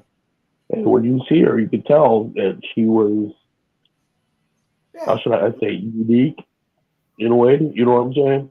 And, you know, these people do have feelings too, you know. Absolutely. And I remember going to a local wrestling show here a few years, like about 10, 15 years ago. And I'm there watching the program, and at some point I just started getting thirsty. So I went to the concession stand to get something to eat. And on my way there, guess who I saw there? This same girl that I worked with. I guess they got a bunch of individuals like her to go watch this show. And, you know, I'm not that type of guy where, oh, I see this individual and be like, oh, no, I can't talk to her. I can't be seen in public with her, that type of deal. And, you know, I actually like, hey, so-and-so, how you doing? So on and so forth. And you know what? She was one of the most happiest people you'll ever meet in your life. She got overly excited, treated you like you were her best friend in the world. I mean, you might not have, you know, have a rich or complicated conversation with her like we can, but she treated you like, hey, you're somebody special. You're her friend. And it's like, you know, I consider people like that like children of God. I know we all are, but with them, they're more of God's children. So, I mean, it's just one of the things where they might need their help when their parents die to be, I don't know, for like their way a home or taken care of. But they do bring a certain amount of joy in the life. And you know what? I don't know what she's doing now, but all the memories I do have of her are positive. So they have a presence of innocence. Yeah. Okay. I respect you guys, you guys, gentlemen's opinions. You know, I mean, but just to get off the subject, Fat Angry Boomer made a very good point. Feminist women want the men to buy dinner, pay alimony, and child support, yet they claim they want equality. How does that work? Well, it's hypocrisy. That's how it works. What does BC think about taking testosterone replacement therapy? The hell? That's cheating? I was thinking about getting on that to get more muscular. Oh, you mean steroids? Well, no. There's really bad. I know. I'm trying to be funny. That was a bad joke. Yeah. Bad side effects with taking the synthetic drug testosterone or any other anabolic steroid. No, thank you. You don't want to go that route. What you need to do, you die young. If you do that, you die young. And what you need to do is you need to get off of refined carbohydrates, no white flour, no sugar. Eat a lot of complex carbs with fiber, salad, vegetables, sweet potatoes, you know, like brown rice, and eat high protein and high fat. The fats are not bad for you. Fats are a necessary nutrient, and they stabilize blood sugar, so you don't have the munchies. When you stabilize the blood sugar, you don't feel like you're starving. The munchies. Okay, and then your body will go into ketosis. You've heard of keto? Yeah, that's to put a whole thing in a nutshell. To summarize it, that's that's what you need to do, Fat Angry Boomer. Now, if you could be addicted to carbs like sweets. Some people are addicted to that. Potatoes, like me. Yeah, like my weakness is really good ice cream. That's why I don't keep it in the house. Yeah, really good. So you got to work for it to get it. Yeah. Well, when I go to my sister's house for the holidays, she'll say, "You want some ice? You want ice cream? You want some of those mango Greek yogurts that you like?" Darrell. I says, God bless you, brother. God bless you, brother. I says, "Yeah, I like good ice cream. Well, what kind of ice cream you want?" I tell her, and then if I eat too much of it, if I make a big mountain in my bowl, she scolds me. I said, "Well, why do you ask me if I want ice cream for?" I'm trying to break you. I must break you. I must break you. I mean, if she wants, I'll give her money to buy, and then I could eat the whole friggin' thing. Cheers, gents. Hey, Daryl Messias from Northern California. Greetings. Interesting discussion. We have a 15-year-old daughter with Down syndrome and autism. Wow.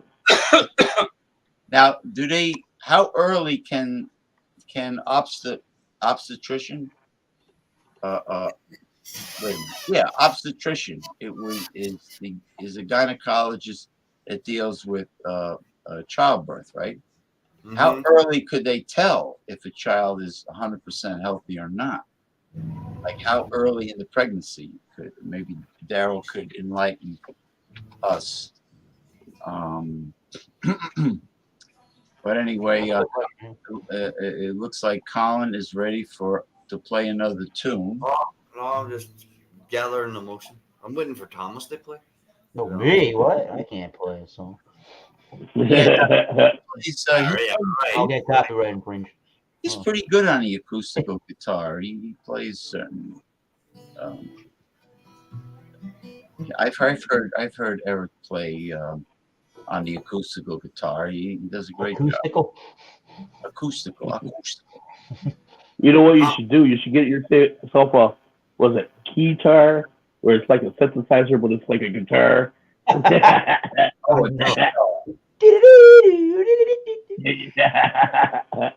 Hey, what is that guitar that has like more than one neck? What is that called? I saw that in like a country western. Double neck guitar? Oh, yeah. Or I've seen some of the rock and roll bands where it's like a shape of a heart. You got one neck going that way, one neck going that way.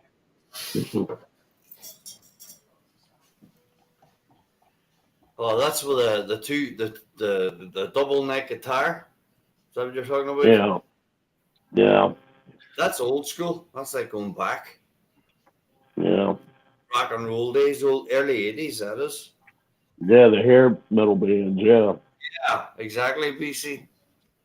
Thomas, why you being so reserved? You can play your ass off. He's meditating. Yes, I'm meditating. I'm listening to everybody. When I play music, I'll always meditate because it's always very somber. Because I'm a ballad singer, but. You do not want to hear me sing. Hell no. Okay. Share. And this is something that the United States is way overdue for. Medicare for All would have saved more than 500,000 lives over the course of the last 2 years.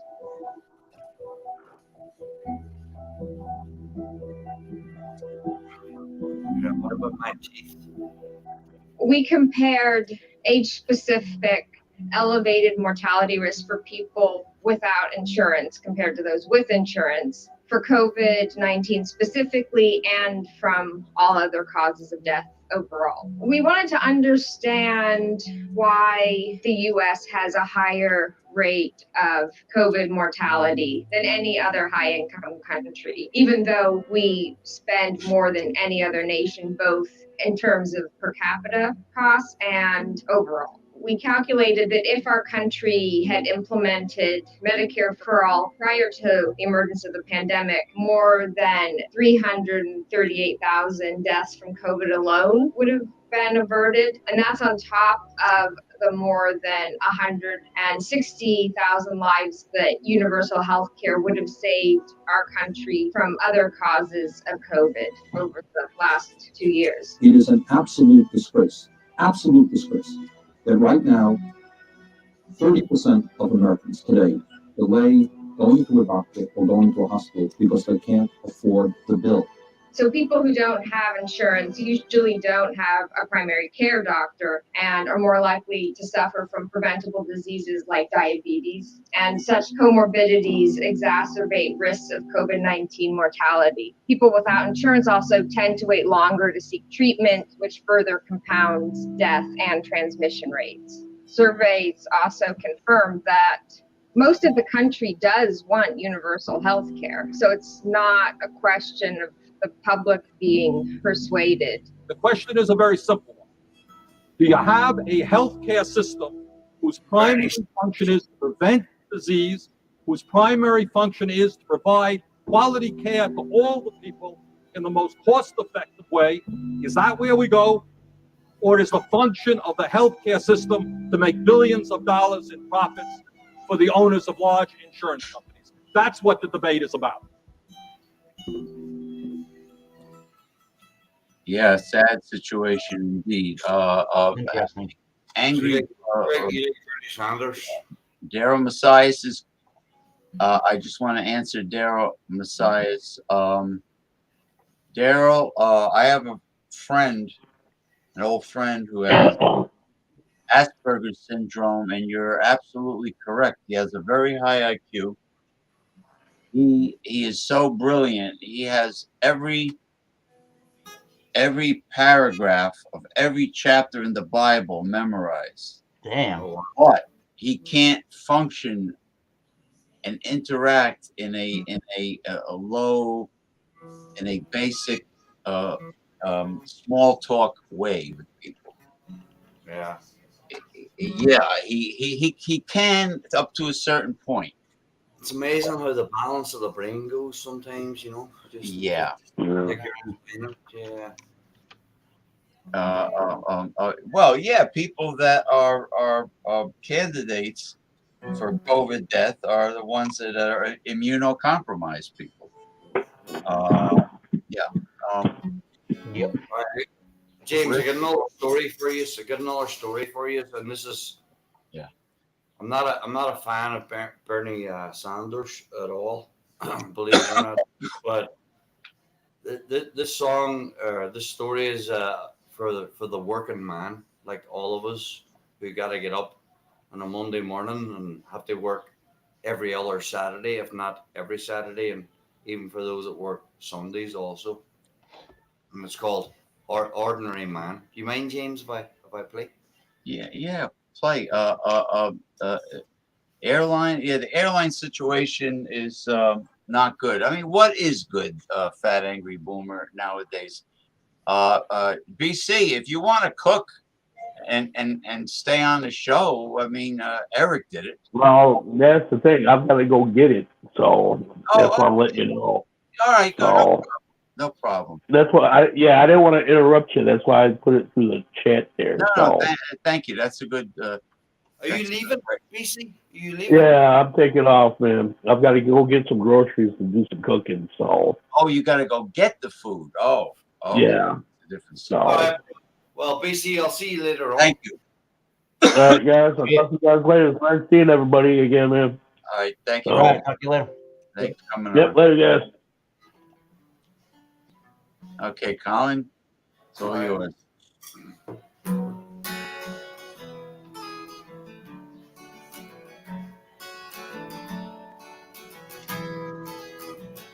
I loud enough? Can you hear the guitar? Sounds good.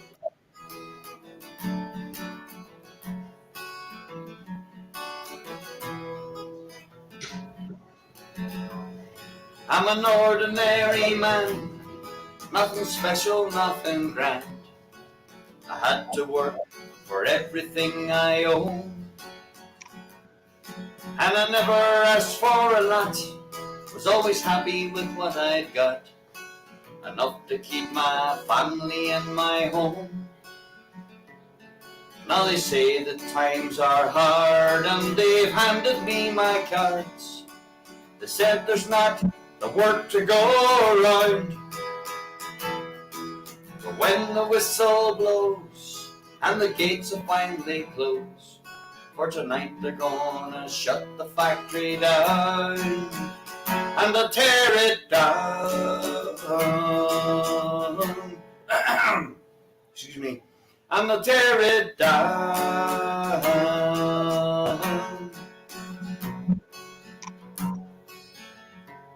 You know, I never missed a day or went on strike for better pay.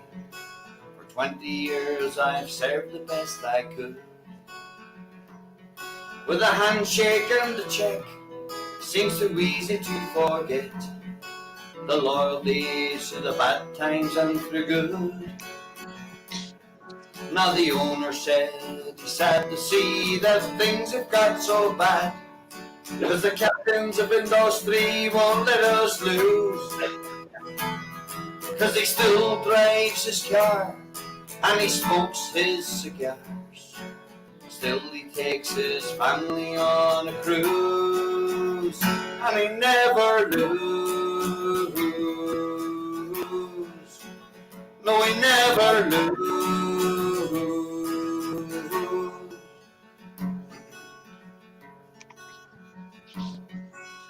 Well, it seems to me such a cruel irony, for he's richer now than he ever was before. And now my check is spent, and I can't afford the rent, for there's one law for the rich, one for the poor. And every day I've tried to salvage some of my pride, to find some work so I might pay my way. But everywhere I go, the answer's always no, 'cause there ain't no work for anybody here today. No work today. No work today. No work today. No work today. No work today.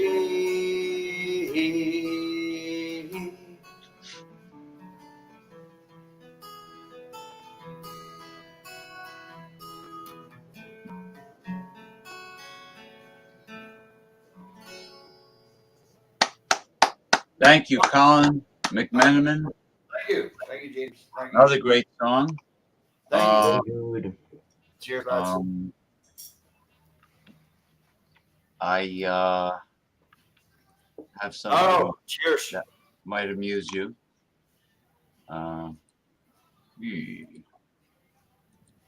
What happened? Huh, that's strange. It's supposed to appear. Oh, there we go. I had a frog in my throat. I don't know how it happened, but it happened. You had a frog in There your we go.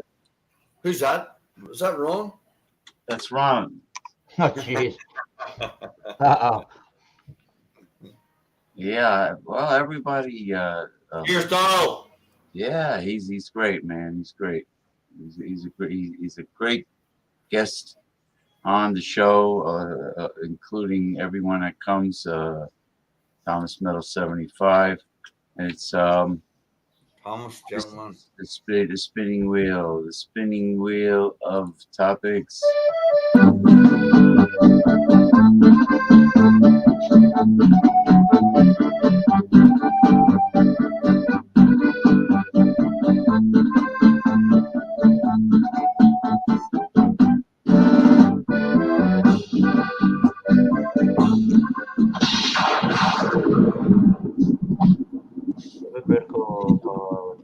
just talked about that. We just talked about do as I say, not as I do. Remember we talked about Nancy Pelosi forcing the hair salon to open up in 2020 just for her, so she can have her hair done and eating her ice cream. Yeah, it's like, basically. Yeah, do as I say, not as I do. You gotta lead by example. If you're gonna try to, I don't know, you gotta lead by, you gotta lead by example. If you want people to do as you're telling them to do, well, why are you above that? Right. Right. Yeah. It's like an elitist mentality. They think they're above the law, and when you hold them accountable, they cry like babies and take a tantrum. And that's James, you just touched on it there now. That's one of the things in the Constitution. No one is above the law. No one should be. But that's documented. It's rubber stamped. Well, I think when they mention a rogue government, the people have a right to bear arms and form a militia against a rogue government. Well, yeah. Well, James, look at it nowadays. Like, I'm not affiliated to any party, but obviously you see a kind of lean more conservative right.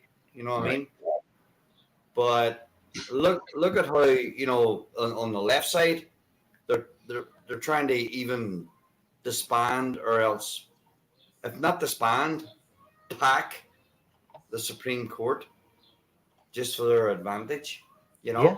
Like trying to make Washington D.C. a state, which our founding fathers, Washington D.C. was neutral, so that all the other states come together and had discussions. And now they're actually, they're trying to make it a state just in their favor. How could you make a state out of the District of Columbia? It's just such a small region. Yeah, make exactly. A state out of it. And that's why it was created. I think I know what it is. The amount of delegates that Washington D.C. has surpasses some of the states out west, and they're trying to go by delegate number, the amount of delegates. Yeah, that's what they're trying to do. That's what they're trying to do now. But we got to go back to the foundation of why Washington D.C. was created. Well, I believe in one person, one vote. No, what do you call it? No super delegates, no electoral college with delegates, no gerrymandering, none of that. One person, one vote. You have more votes than your opponent, you won. If the horse wins by a nose, well, then that horse won the Kentucky Derby or whatever. Yeah, and also do away with this early voting crap. Everybody vote on the day. Do away with early voting, or except for military. That's an exception. Yeah. Well, let's take a state like Georgia. It should be the total vote of the population of Georgia, the total population. Whoever has the most votes wins, and then you have to wait respectfully for the votes coming from overseas military personnel. And you have to wait for ballots that come in from, let's say, senior citizens' homes, or disabled people have mail-in ballots. You have to give enough time for them to come in. And of course, mail-in was a farce. Well, it's got to be honest. It's got to be honest counted mail-in. But obviously, it wasn't honest. Well, I don't know. They recount. they swear that it was honest. And look, everybody wants power. Everybody wants their boy, and you know. Yeah. No, I hear you. I hear you, James. Yeah. You know, it's like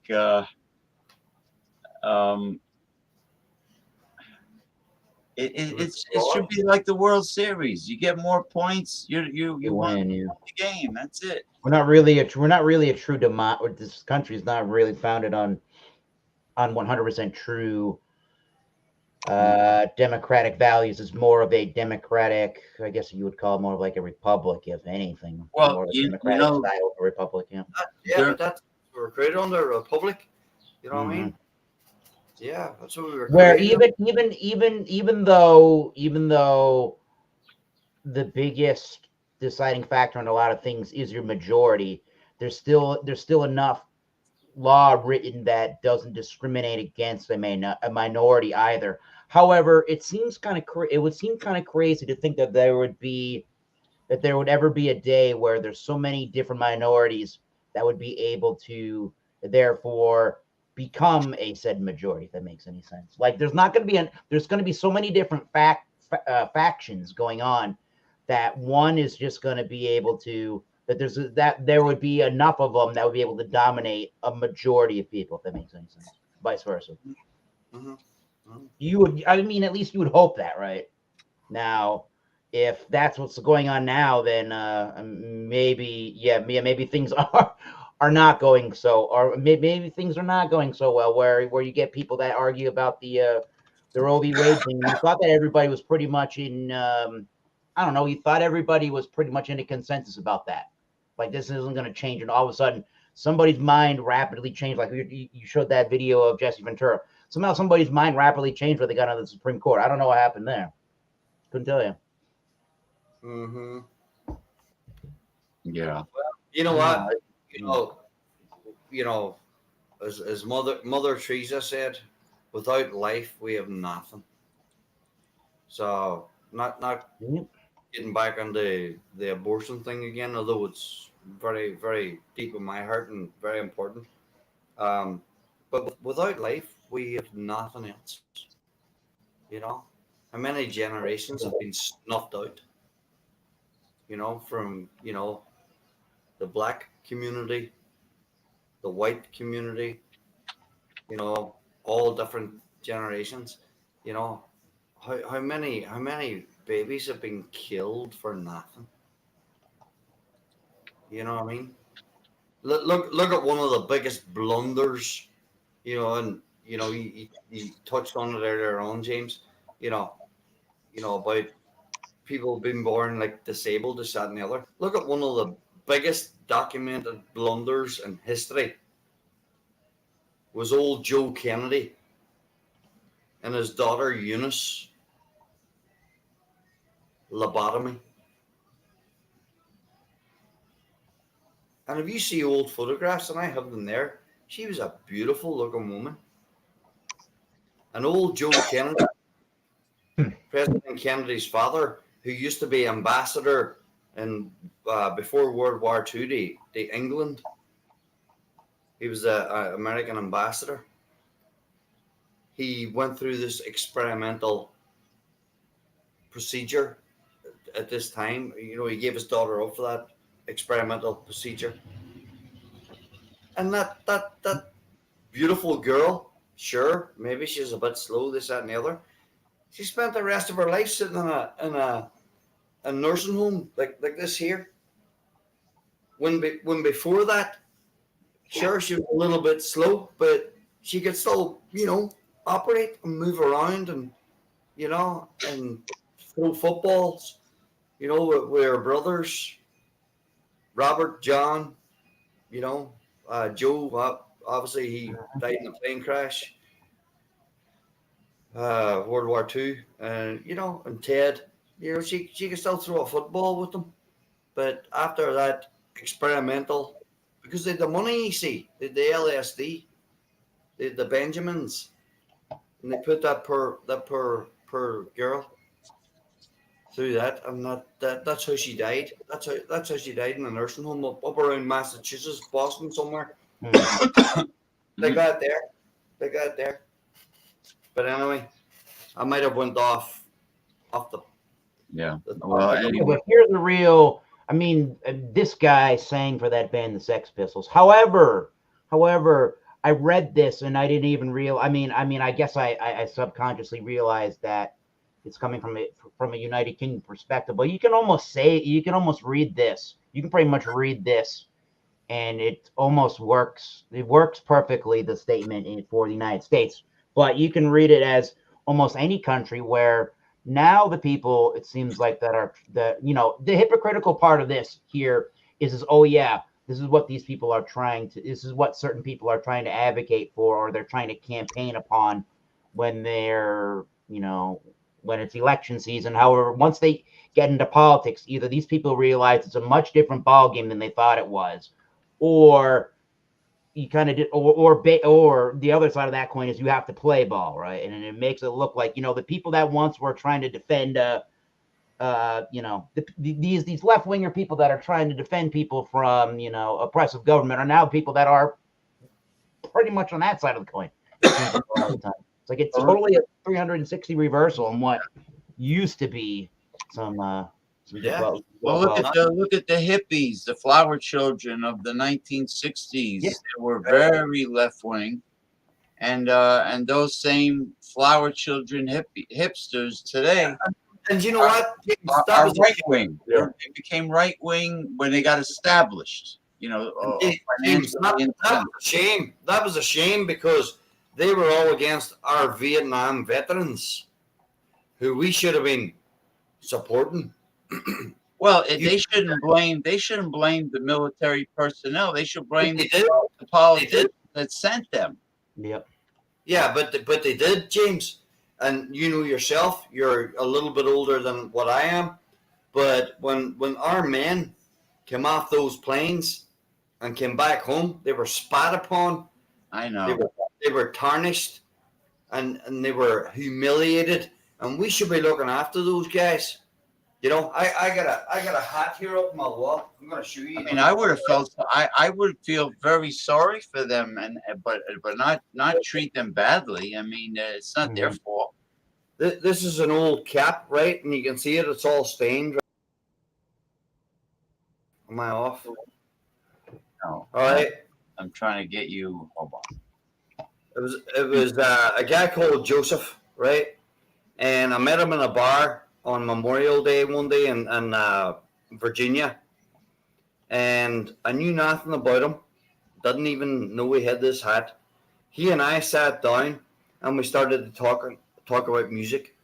He says, I can play 100 songs. I says, you know what? I says, I might be able to match you. So I walked up a street, I grabbed my guitar, came into the bar, and we switched guitars for like 5 hours. 5 hours, and he told me that day he'd just been down at the wall and he left some of his personal stuff down there with his comrades, and he and I we sat and we played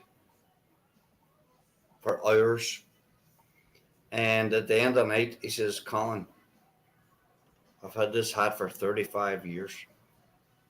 He says, and he put it on my head, and that's the last I saw of him. I never saw him ever again. Yeah, but this was his division. Part of history. Yeah. Amazing. What a guy. I wish I had met him again. I wish I had been able to invite him over for lunch or for dinner, or vice versa. Done the same thing. Yeah. Angry boomer. You're right. Look, people have all the education they could ever imagine in their face today, especially with the internet. They know right from wrong. They know what to eat, what not to eat, bad habits versus healthy habits. They know it all. It's all in their face. But are they willing to choose the right way? That's the thing, I mean, you're right. You're right about I don't know about, see, Zuckerberg, I despise the guy. I don't care if he's a Buddhist. I don't care if he's a Klingon or whatever the hell he is. Whatever he is. His wife is Asian, and he turned Buddhist. Well, you know, you better look more Buddhist and get a nose job. You know, but he's no Buddhist. He's no real Buddhist, because Buddhist people are not greedy, power hungry pricks. No, Buddhists are very calm, and inoffensive, calm, laid back, kind. You know, they're not. They don't show an obsession with greed. They're not cruel to animals or their fellow people. Exactly, James. I meet, quite a few of them just on my day-to-day job, my blue collar day job. And most of them are, from India, and very tranquil and very nice people, and, even the husband's very, very nice. Like, don't get me wrong, they wouldn't give you a bottle of water in 95 degrees. But, and then the ladies, very, very beautiful ladies.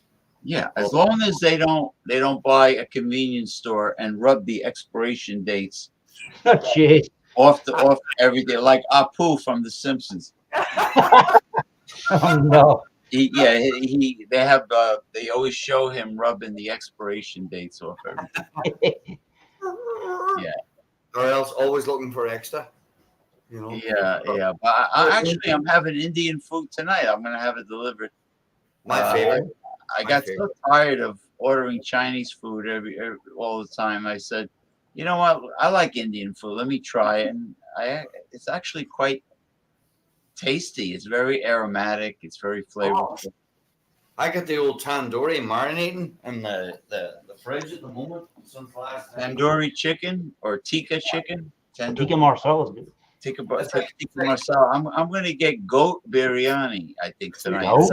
It's like an off the shelf. It's like an off the shelf paste, but you just mix it with plain yogurt, maybe a bit of olive oil, and you do you cut your chicken, take your skin off, cut the chicken, just marinate it and let it sit for a day or two, and wow. Could you imagine how great chicken breast would be on a grill, marinated in that? I've had the yogurt sauce with the marsala. Right? They like to use yogurt in a lot of their sauces, and or you know what's spicy as hell? They have these pickled green mangoes. It's like a salad made with pickled green mangoes. Damn. And I thought they were olives. I didn't know they were green mangoes. And there's other things in there, not just mango, but it's predominantly mango. It was spicy. It was. It was definitely like fermented condiment. I would say appetizer, not a condiment. Appetizer. Right. But it had a lot of kick to it. Sounds delicious. You're making me hungry now. And I also ordered the I know you talking about that. Yeah. There's the paratha bread and there's the naan stuffed with melted cheese. Oh, that naan bread's really good. That's what you pour. That's what you soak up all the sauce with. Oh yeah, the naan bread. It's too bad this Indian place by me doesn't have the lunch buffet anymore for $10.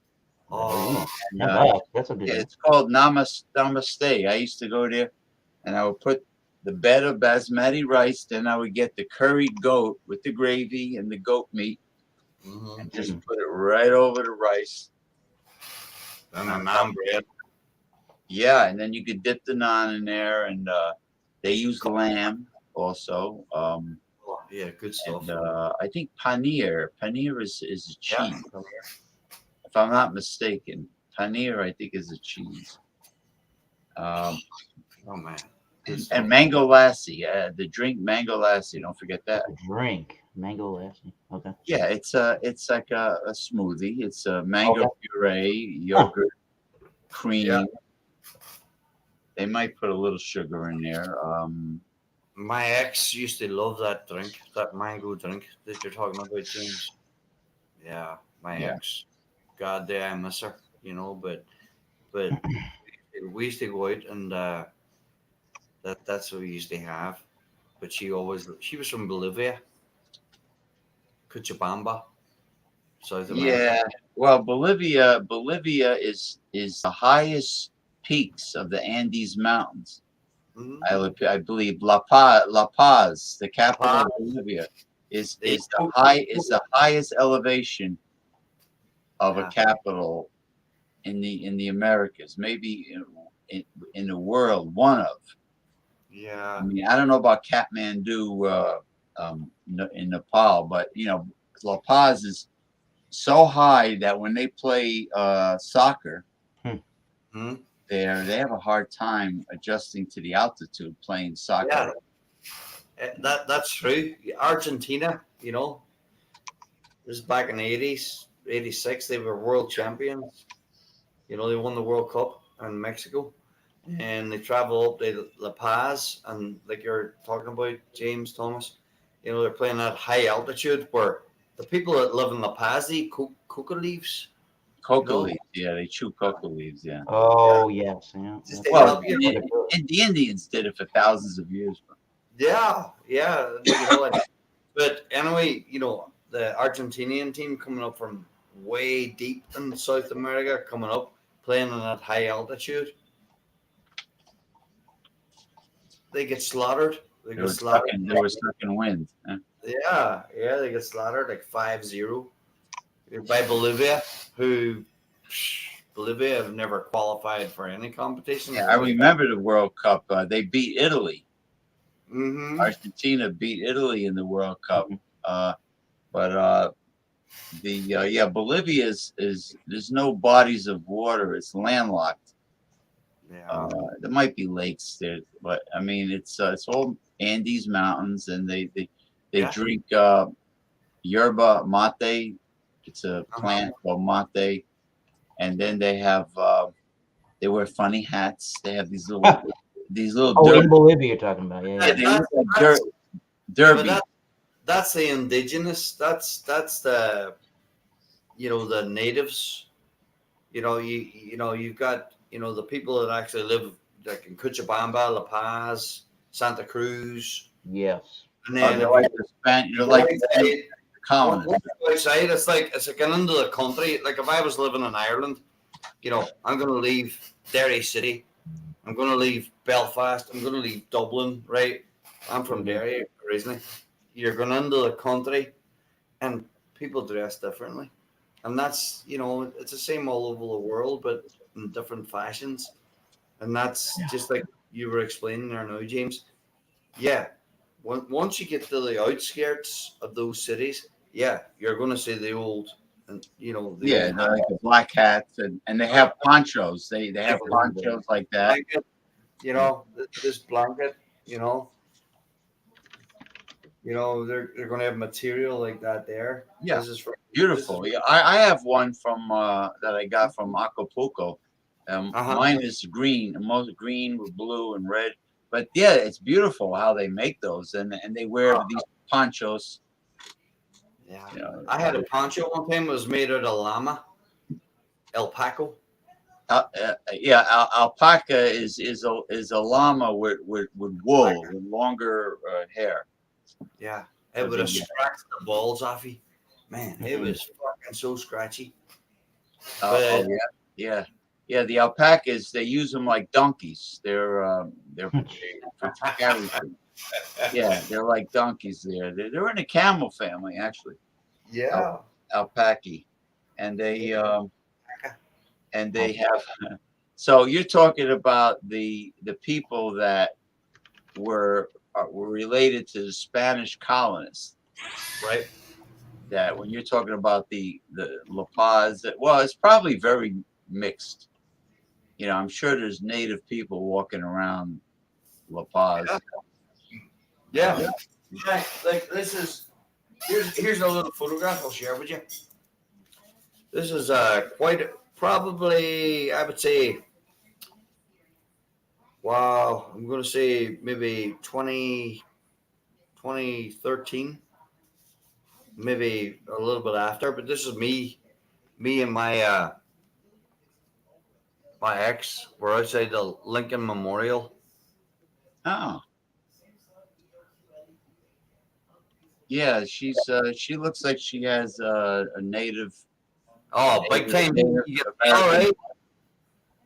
Yeah, you can tell. That's also in Washington, D.C., which we were living in Northern Virginia at the time, so it was only like 30, 40-minute drive. You know, we were so close. So we used to go there like every Sunday, you know, and hang out and just, you know, do the mall, walk up and down monuments, take photographs. Well, I'm sorry it didn't work out. I mean, it's like when I was married, you know, I'm sorry, you know, that it just didn't work out for you. So.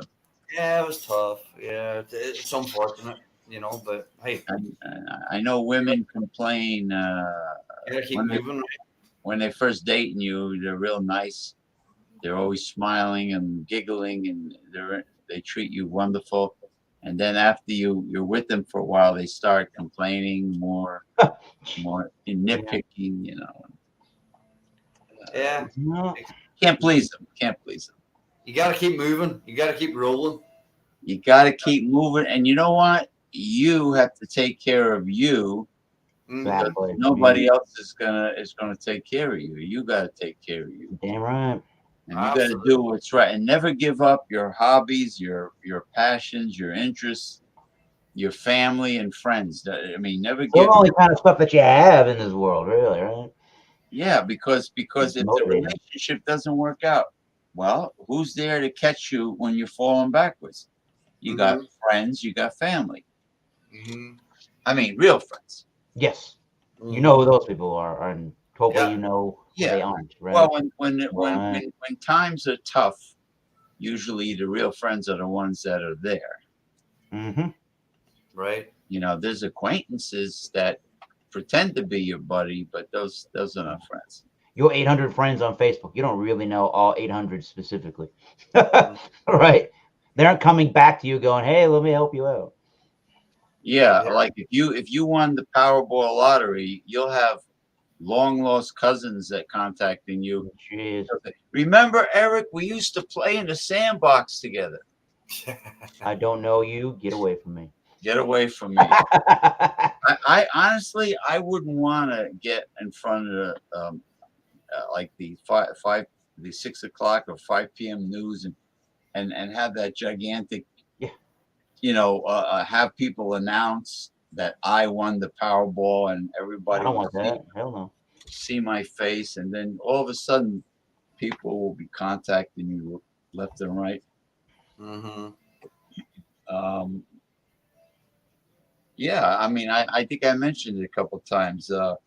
When Shakira made it big, when she went back to Barranquilla, Colombia, with her mother, all the relatives were hitting her up for money. I mean, and she said that's the last time they went back to their home city. Shakira and her mom. I don't need to live there anymore, no. Wouldn't even be safe for her to go back there now. You know, she'd be. No, you know, those areas are not safe. No, yeah, there's assassination attempts. You know, if you make it big, if you're a football player, soccer player, baseball player, you know, or a singer like Shakira, and you head back into your homeland again, you've a good chance of being bumped off. Like, you know, I saw one time in Brazil, I was in Londrina. I was dating a girl from Londrina. This is years ago. Been down there for quite an extended time. And I didn't speak Portuguese, you know. I just knew obrigada, you know, just a couple of words. That's what they speak, Portuguese, right? Yeah.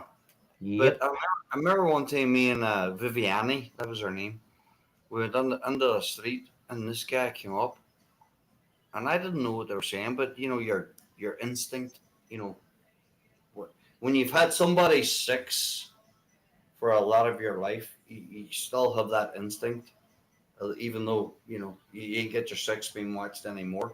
You know, you're still 12 o'clock, but you're still on the six. This guy came running up and he was in Portuguese, just chatting, and saying, and he wanted her to come to another place down the street, and she was ready to go. What? But she was with you. Wow. That's very disrespectful. No, but he was a young guy. He was saying somebody was sick or somebody was. Oh, hold on a second. Oh, keep that thought. Masumi, good morning to you. Hey, what's up, Masumi? It is now 6:23 a.m. Monday in Tokyo, Japan. So thank you, Masumi. You just got up now? Well, it's early. So good morning. Okay. So what happened? Why would this Brazilian young guy? It was a prank. It was a young guy coming out off the street trying to lure us into a different vicinity. Then they rob. So they can rob you. Yeah. And I remember her and I got into an argument. She could hardly speak English. Well, she could speak it decent, but you know, not like full scale conversation. But I grabbed her. I said, no. It was just my general instinct that came in. Thanks be to God. I said, no, let's get the fuck out of here. You know, and she was going, she says, no, I help these people. But no, this young guy was luring us into a back alley where you were the target. You were the man. Yeah, they could have put a knife in you or anything, you know. They see this, they see, doesn't matter where you are from, right? But they see the white guy coming in, you know, they think, oh, he's American. He's got a fucking fat wallet. Doesn't matter if he's from Ireland or fucking, you know, Germany, Estonia or Italy. You know, they see the white man coming in. They think, oh, American. A pale face has fat wallet. Yeah. All right. Yeah. It was a crazy experience. Yeah, absolutely. Crazy experience. Well, this one Italian guy from up here, he was driving in South Florida, and you know, the funny part is the real expensive neighborhoods. It's like Brooklyn. You can have a really, really expensive neighborhood, and within 5 minutes drive, you can be in a high crime bad area. So you have Palm Beach, Florida, a little canal, and then you go over a little bridge over the canal. You're in Riviera Beach, which is a ghetto with palm trees.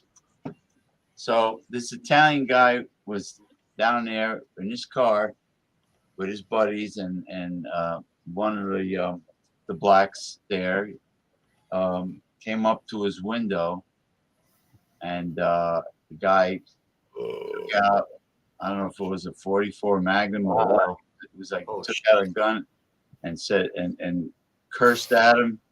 I'll blow your fucking head off right now. Get the fuck away from my car. Damn. And but they're so close together. Like I know Brooklyn is like that too. You know, you're in a nice area where like yuppies are living in townhouses and it's really nice, and then all of a sudden you're in like Flatbush or one of those rough areas. within minutes you're there. Mm-hmm. So yeah, to go on vacation in a tropical area that's not considered a first world country. Yeah, especially you don't speak a language, right? You don't speak the language. Never go on some tour wandering around. No, you just stay in the resort area. That's all you do. You have to go down there for me. Stay in the resort area. If you go all inclusive, that's even better. Well, the news was talking about a couple of years ago, all these shootings happening outside of the resort areas and outside of Mexico. What was that? Forget where that was. In Cancun, maybe it was. Was it Mexico City? Maybe I think it was Cancun. But like, this is what they're trying to tell you: if you're going to Mexico, you're going to Cancun, you stay at your hotel, you stay at your resort area. You don't go wandering off because then there's going to be some news reporter flying down with his car trying to get a photo of what just happened to you last night. It's like, damn. Yeah, you'd be robbed or else end up dead. Yep. Unless you're with, when I went to Londrina, Brazil, that time, I was with the family, and they took care of me. I was with my girl at that time. Her sister, her mother, and, her younger brother, they took care of me. And so they had my sex.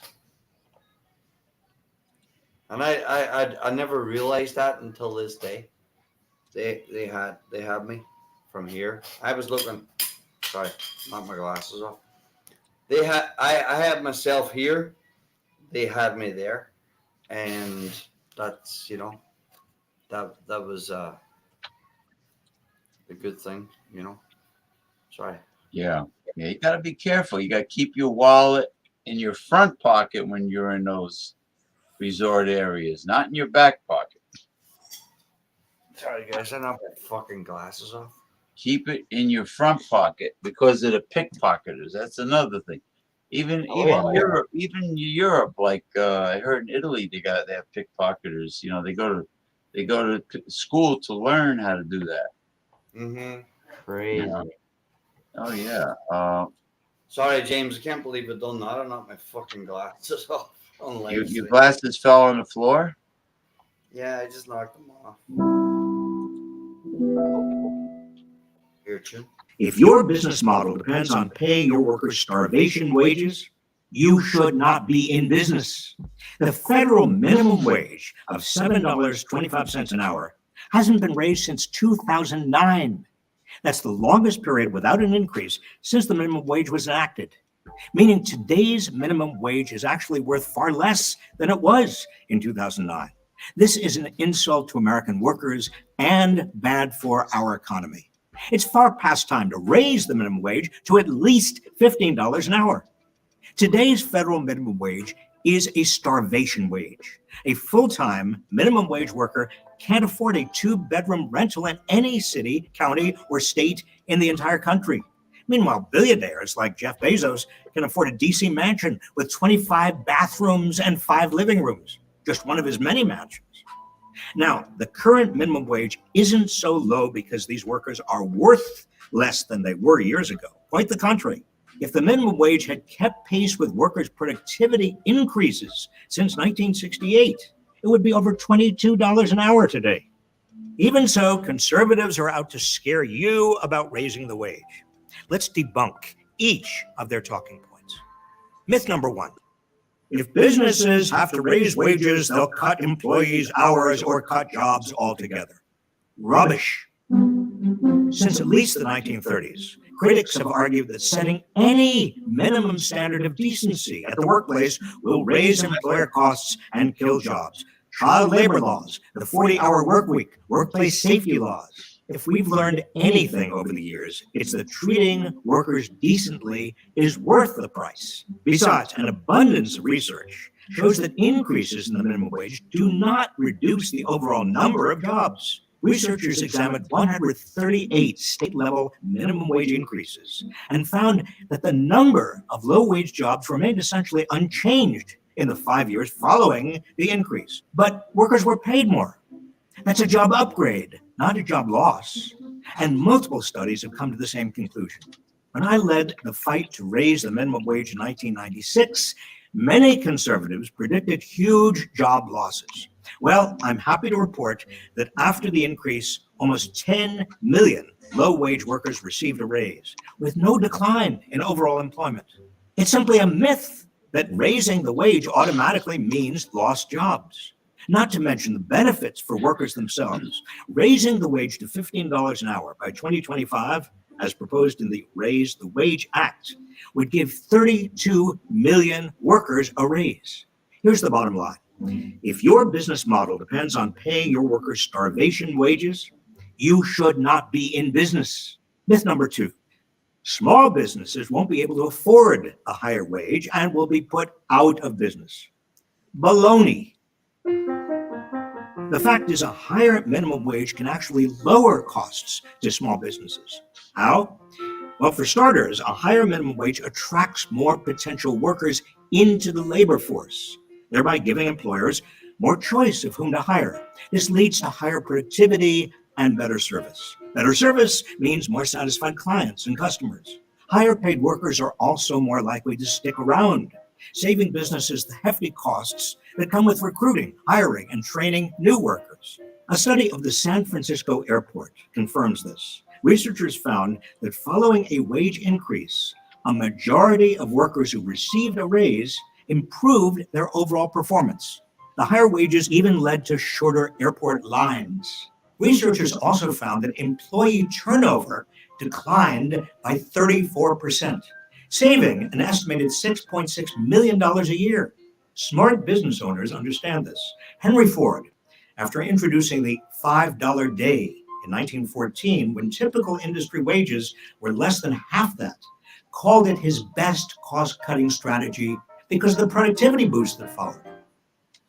Myth number 3, if the minimum wage is raised, prices for everything will skyrocket and lead to widespread inflation. Wrong again. Researchers have found that for every 10% increase in the minimum wage, prices increase by less than 0.5%. And it's a temporary price increase, occurring only in the month the wage hike goes into effect. No way this sparks inflation. In fact, the minimum wage needs to be raised so it can keep up with inflation. Because of inflation, today's minimum wage is worth almost a third less than it was worth in 1968. And since it was last raised in 2009, it's lost 17% of its value. This means that compared to 2009, minimum wage workers have lost $3,950 every year. So that's why a higher minimum wage would boost economic growth. 70% of the economy depends on consumer spending.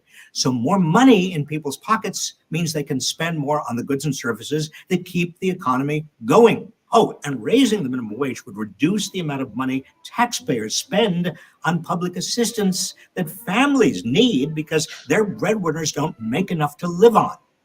It's estimated that nearly half of federal minimum wage workers' families are enrolled in at least one safety net program, costing the public $107 billion every year. That's right. Our tax dollars are subsidizing corporations that don't pay a living wage. Myth number 4. Most minimum wage workers are teenagers making some extra money on the side. They don't need a wage increase. More rubbish. Well, this might have been the case in 1968. It certainly is not now. Today, only 1 in 10 workers who would benefit from a $15 minimum wage increase is a teenager. More than half of them are between the ages of 25 and 54. More than half of them work full-time, and over a quarter have children. Today's minimum wage hurts people who are in their prime earning years, preventing them from building wealth and establishing financial security. Raising the minimum wage would also help reduce racial and gender pay disparities. Minimum wage increases and expansions in the late 1960s reduced the income gap between Black and white workers. Raising the wage would have a similar effect today because Black workers, Hispanic workers, and women comprise a large portion of today's low-wage workers. In sum, raising the minimum wage is good for workers, good for businesses, and good for the economy. In addition to all this, raising the minimum wage is the morally correct thing to do. It ought to lift working people out of poverty not keep them in it. We're the richest country in the world, home to the richest people on the planet. We can and we must treat our workers with the dignity and respect they deserve. That starts with paying them a living wage.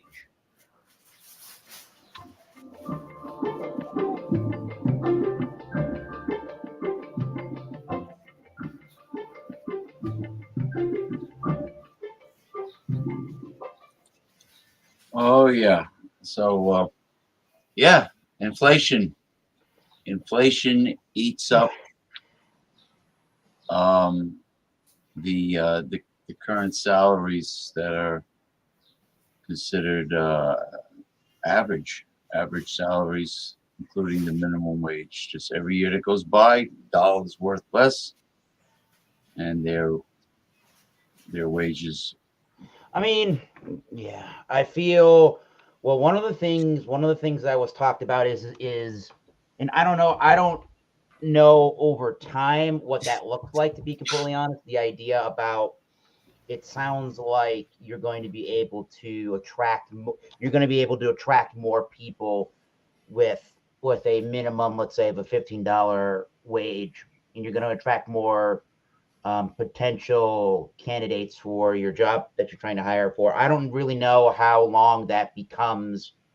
I don't know how long that becomes a thing where before, when you had the minimum wage at whatever it was before it got raised to a higher level, I don't know how long that alone just attracts somebody to your job. Over time, say $15 is the minimum wage for a good number of years. It's gonna go back to feeling like it did when it was whatever the price, whatever the minimum price is, because then that's just, because all that becomes just the new standard of what a minimum wage is. And then what are we doing? Is the country slowly trying to, I'm not saying that this is what's going to happen, but inevitably what we're considering lower middle class, upper class people, does that get decided based upon where does this minimum wage start? Oh yeah, when the minimum wage goes up, I'm not saying don't have a minimum wage, because then companies will bring back slave labor. But whatever the minimum wage is, the value of that minimum wage is going to be depleted because of inflation, and the $15 is going to have the equal value of the $7.25 an hour. So you're still going to end up getting the knuckleheads and the nincompoops, not immediately, but it depends how far the $15 an hour will go. Honestly, the $15 an hour, and since they took so long to raise it they're taking so long to raise it to 15. By the time they decide on it, the 15 an hour will be equivalent to $7.25. And then you'll be back where you started from. So the root of the problem is not just raising the minimum wage, but finding out what the hell is going on with inflation and with all the price gouging. The price, not even just price. I mean, yeah, there is price gouging, but they talked about real estate and being able to afford even just like a 2-bedroom rental unit or whatever it is. And people right now, because I think that there are people that feel, I don't know, like they need to lock in some kind of house price or whatever it is. They're paying $25,000 plus, almost $50,000 plus, a lot of people, over asking prices just to make sure that they get access to that house that they really, really want. And that's screwing everybody else over, that it feels like you have to pay $50,000 over asking prices to get a house, or just to get a condo or whatever it is that you want. Feels like this is not the time to be rushing around to try to get some real estate right about now. No, it's not. That's price gouging. It's definitely not the time for real estate. But sometimes I feel like it's artificial price gouging. Like that's art to me. That's artificial. People are going so crazy. They're making this up that I have to spend this much money to get housing, and the housing market is agreeing with them on this one. Like if there was enough to go around, which there probably actually is, there shouldn't be a need for paying $50,000 extra just to. I mean, could you imagine somebody in, let's say, the San Francisco area who is looking for an apartment, and a 2-bedroom apartment in San Francisco or San Diego is like $2,500 a month. I mean, can you imagine not only counting $2,500 and handing it to some landlord, but also the fact that how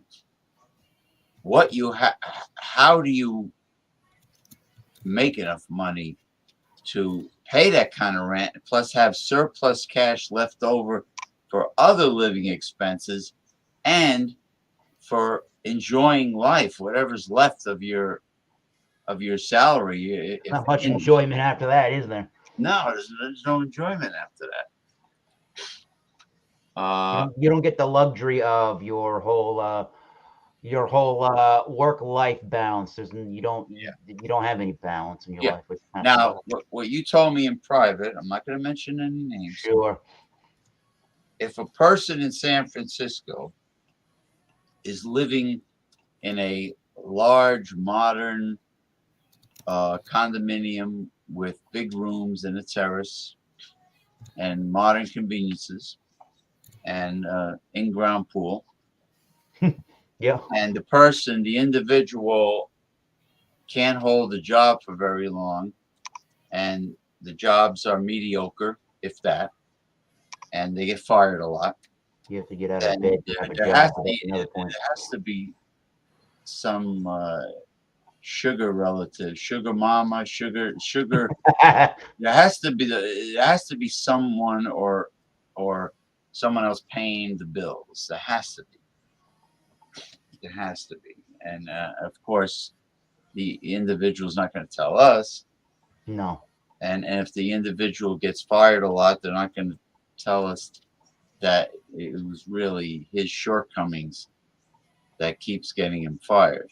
Well, you have to get out of bed to go to a job. You have to be there on time to be able to hold that job. If you don't really care about being there on time or not, you ain't gonna hold that job for very long. Well, showing up is pretty important. Yeah, I would say so.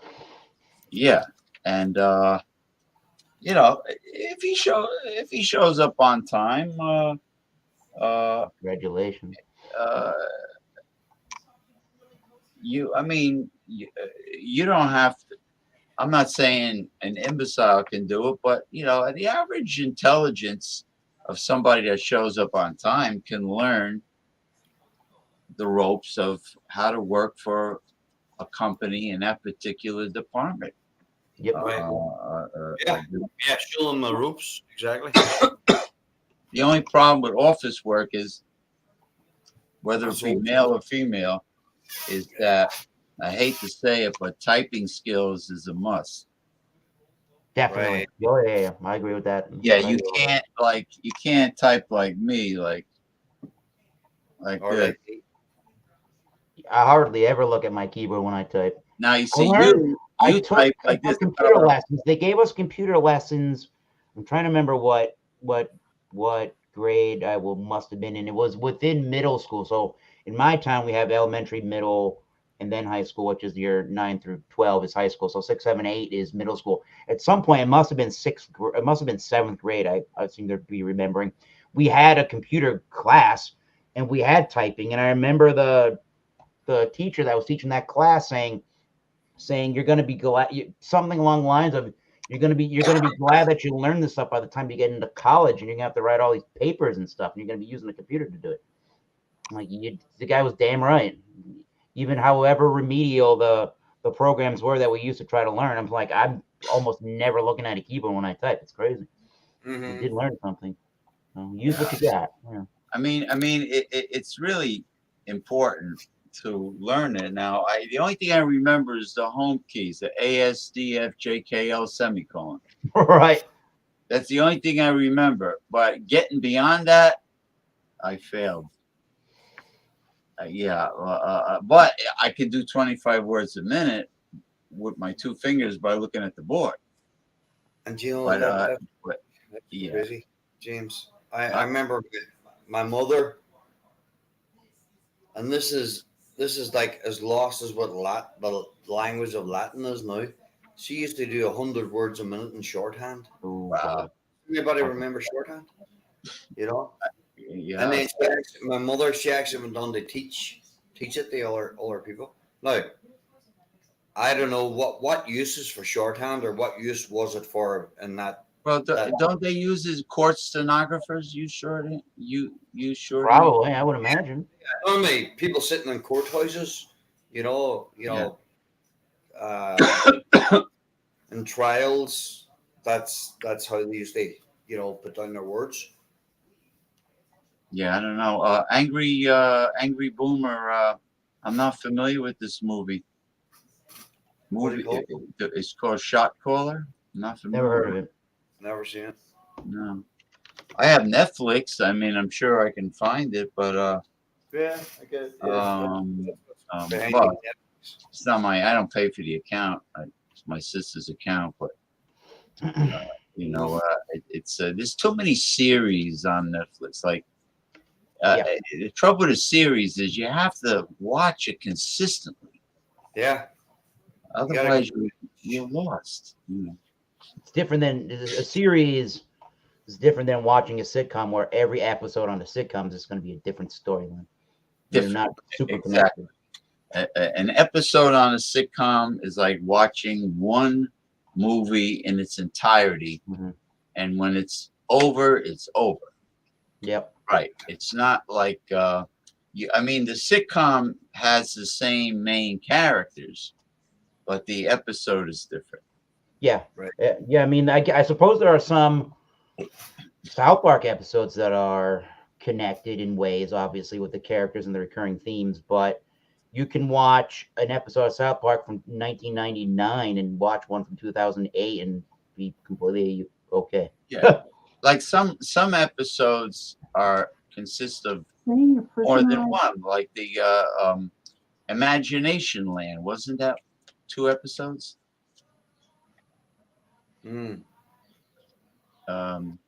What's his name? Eric is muted. I didn't do it. The last one I watched was oh god, what'd you call it? It was either on Netflix or on Amazon Prime. Or Chihulu. The one with Chihulu might have been 2 episodes. Was what do you call it? It was all about meth. Meth. Meth. You know what I'm talking about? You know that show? No, I know of meth. I know that it's dangerous. Yeah, it was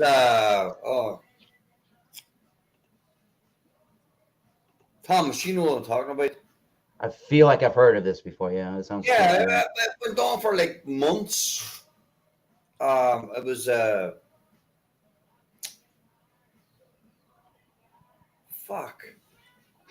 It was a crazy story that just went on for months. Sorry, guys, I can't remember the name. It'll come back to me when we're off here tonight. After about 5 minutes, it'll come back into my brain. It was. Angry Boomer. Netflix has too many old movies. They're using old movies as a filler, as a cheap filler, like putting too much white rice in a burrito. And you go on there and you go, oh, look at all these movies. Wow. And some of the old movies are the best, though. Look at this. Jaws. Oh, the original Jaws? Hell yeah. And you got. Oh, jeez. Is that Patrick? Yeah, Roadhouse. Patrick Swayze, right? Yeah. Yeah, I don't want to see any old friggin'. I mean, only the ones I really liked a lot, I'll be willing to see again. Right. But the series, I'm not going to commit. I can't commit myself to watching a series every damn time Yeah. And you have to watch it consistently. You can't wait like a month later and watch the second apart. You know, you got to be consistent about it. And I'm not glued to the TV like I'm glued to my phone. I think. Well, actually, my ritual, and sometimes Eric calls me later on in the evening, and before I go to sleep, I'll watch TV on my phone. I got the app for the cable stations and everything, and I'll watch TV on my phone, and it's actually sometimes it's more pleasurable because you know it's then you fall asleep. well, the video is actually a tad bit better than the big screen.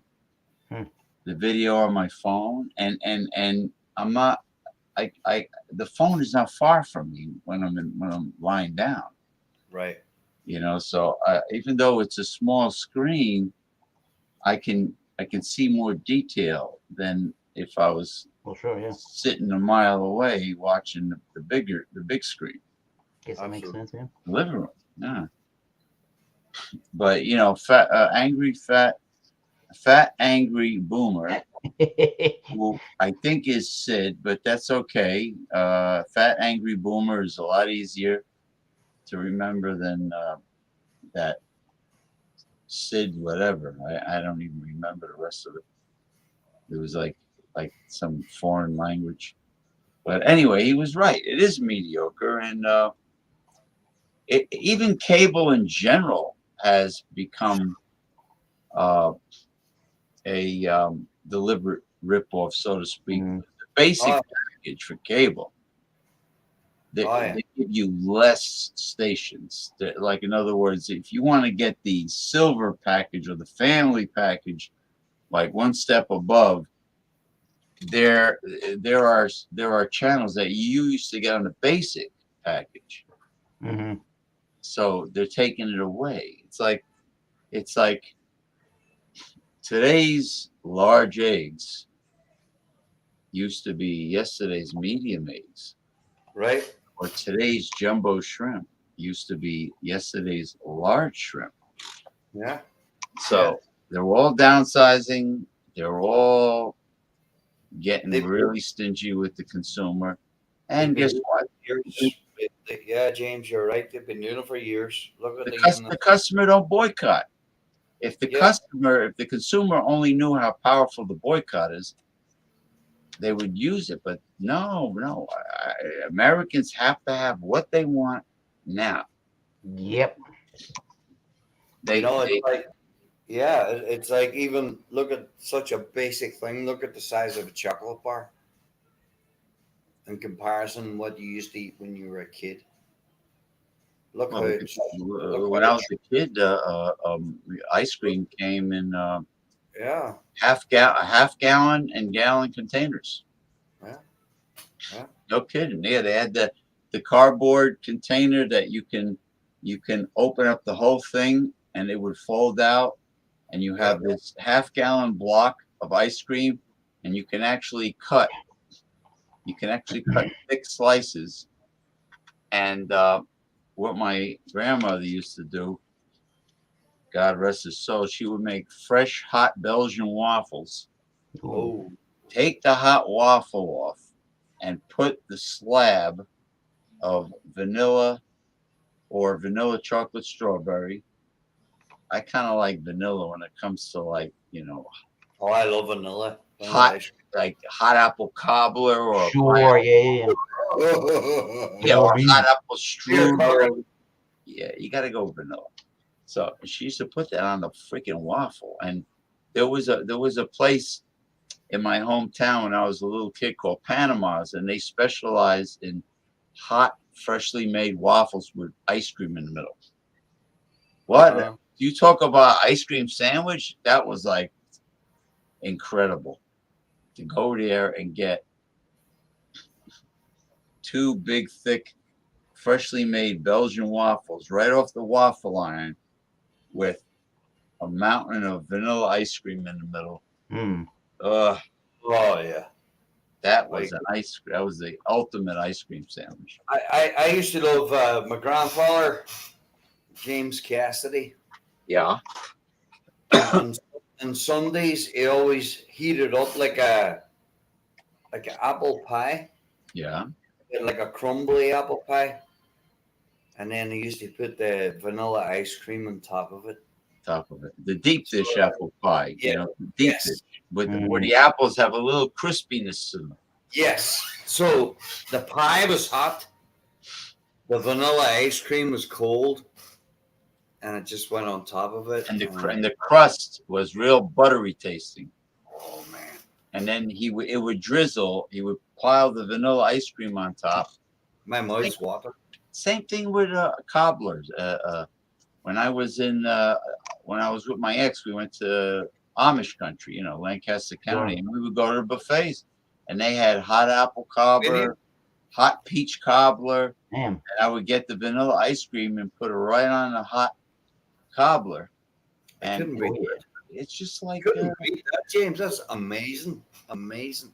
It is amazing, but I was the only one doing it. Nobody else was it. And then eventually, people started doing it because they saw me putting a mountain of vanilla ice cream on top of the hot cobbler. I says, "You don't know what you're missing. You know, it's ice, it's still ice cream, but then it starts to melt and drizzle on the bottom." Yeah. Yep. Yeah. So talk about a combination. You know, unbelievable. But all that type of stuff comes from our ancestors before, you know, and you know all the different recipes and stuff that they brought over from the the old world, so to speak. Yeah. Coming to the new world. Yeah, but all the peasant food that we saw from relatives making when we were kids, all that peasant food, a lot of it ended up on restaurant menus now. Yeah. And they're getting high price for it. Yeah, exactly. James Thomas. Yeah. It's like I mean my mother years ago, she used to make an Irish stew, right? But everybody would think an Irish stew, you gotta have lamb in there, and it's all. That's what I thought. It's lamb, right? And that's what it is. But see, the poor people, you know what? It was fucking rolled up meatballs, potatoes, carrots, loads of onions, salt and pepper, and just braised in a big fucking pot. And when you get that big bowl out, rolled up meatballs. When you get that, man, that was one of the best meals. And I still recreate it here, now living in Virginia. I still recreate it, at least once a month, and then make it for lunches, when I do that. Now, where do they have marinas, commercial fishing marinas in Ireland? Where do they tend to be? Oh, fishing. All over the coast, James. Ireland was criticized so much, and rightly so, for many, many years because there was so much, there was such a fishing community all around the country. But everything was exported. Nothing was being consumed by the people except for, cod or salmon. Yeah. Or haddock. And only now, in the last 20, 30 years, has it changed? You had a lot of people who, immigrated, years ago to the United States, to Canada, to different parts of Europe, and then they came back and, they were chefs, and they came back and they opened restaurants and they brought this local cuisine.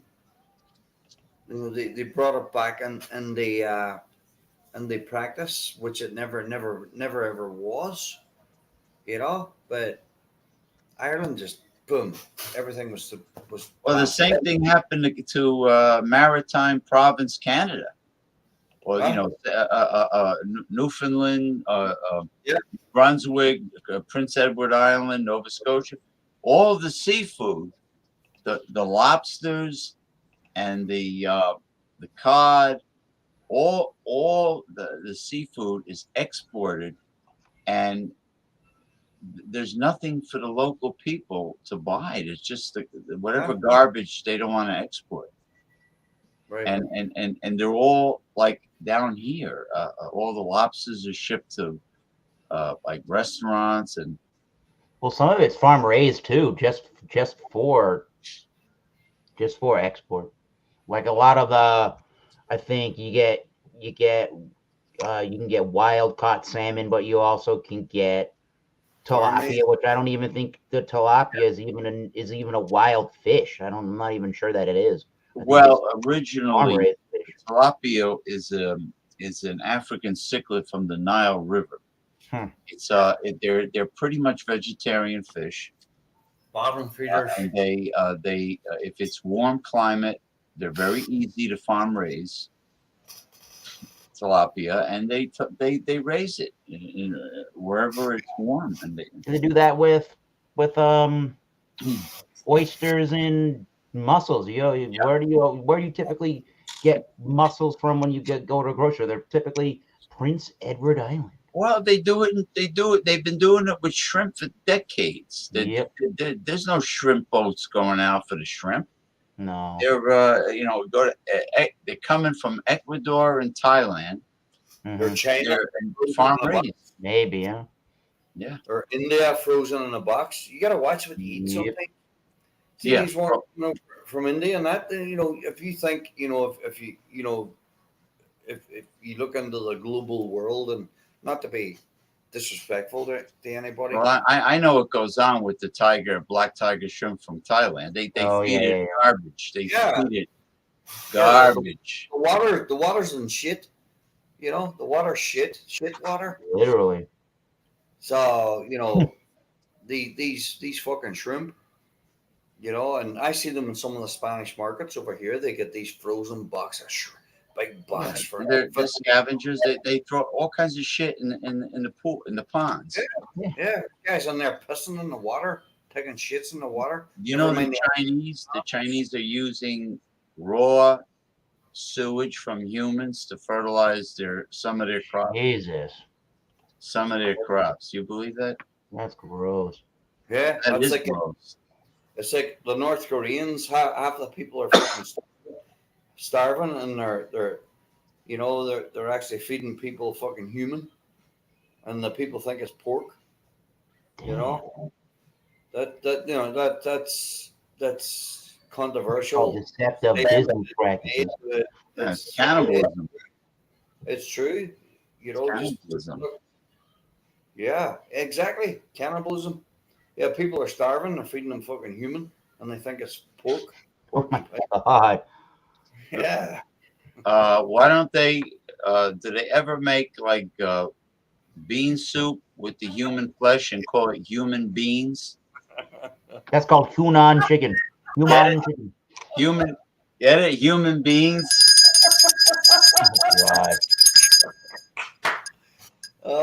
Human beans.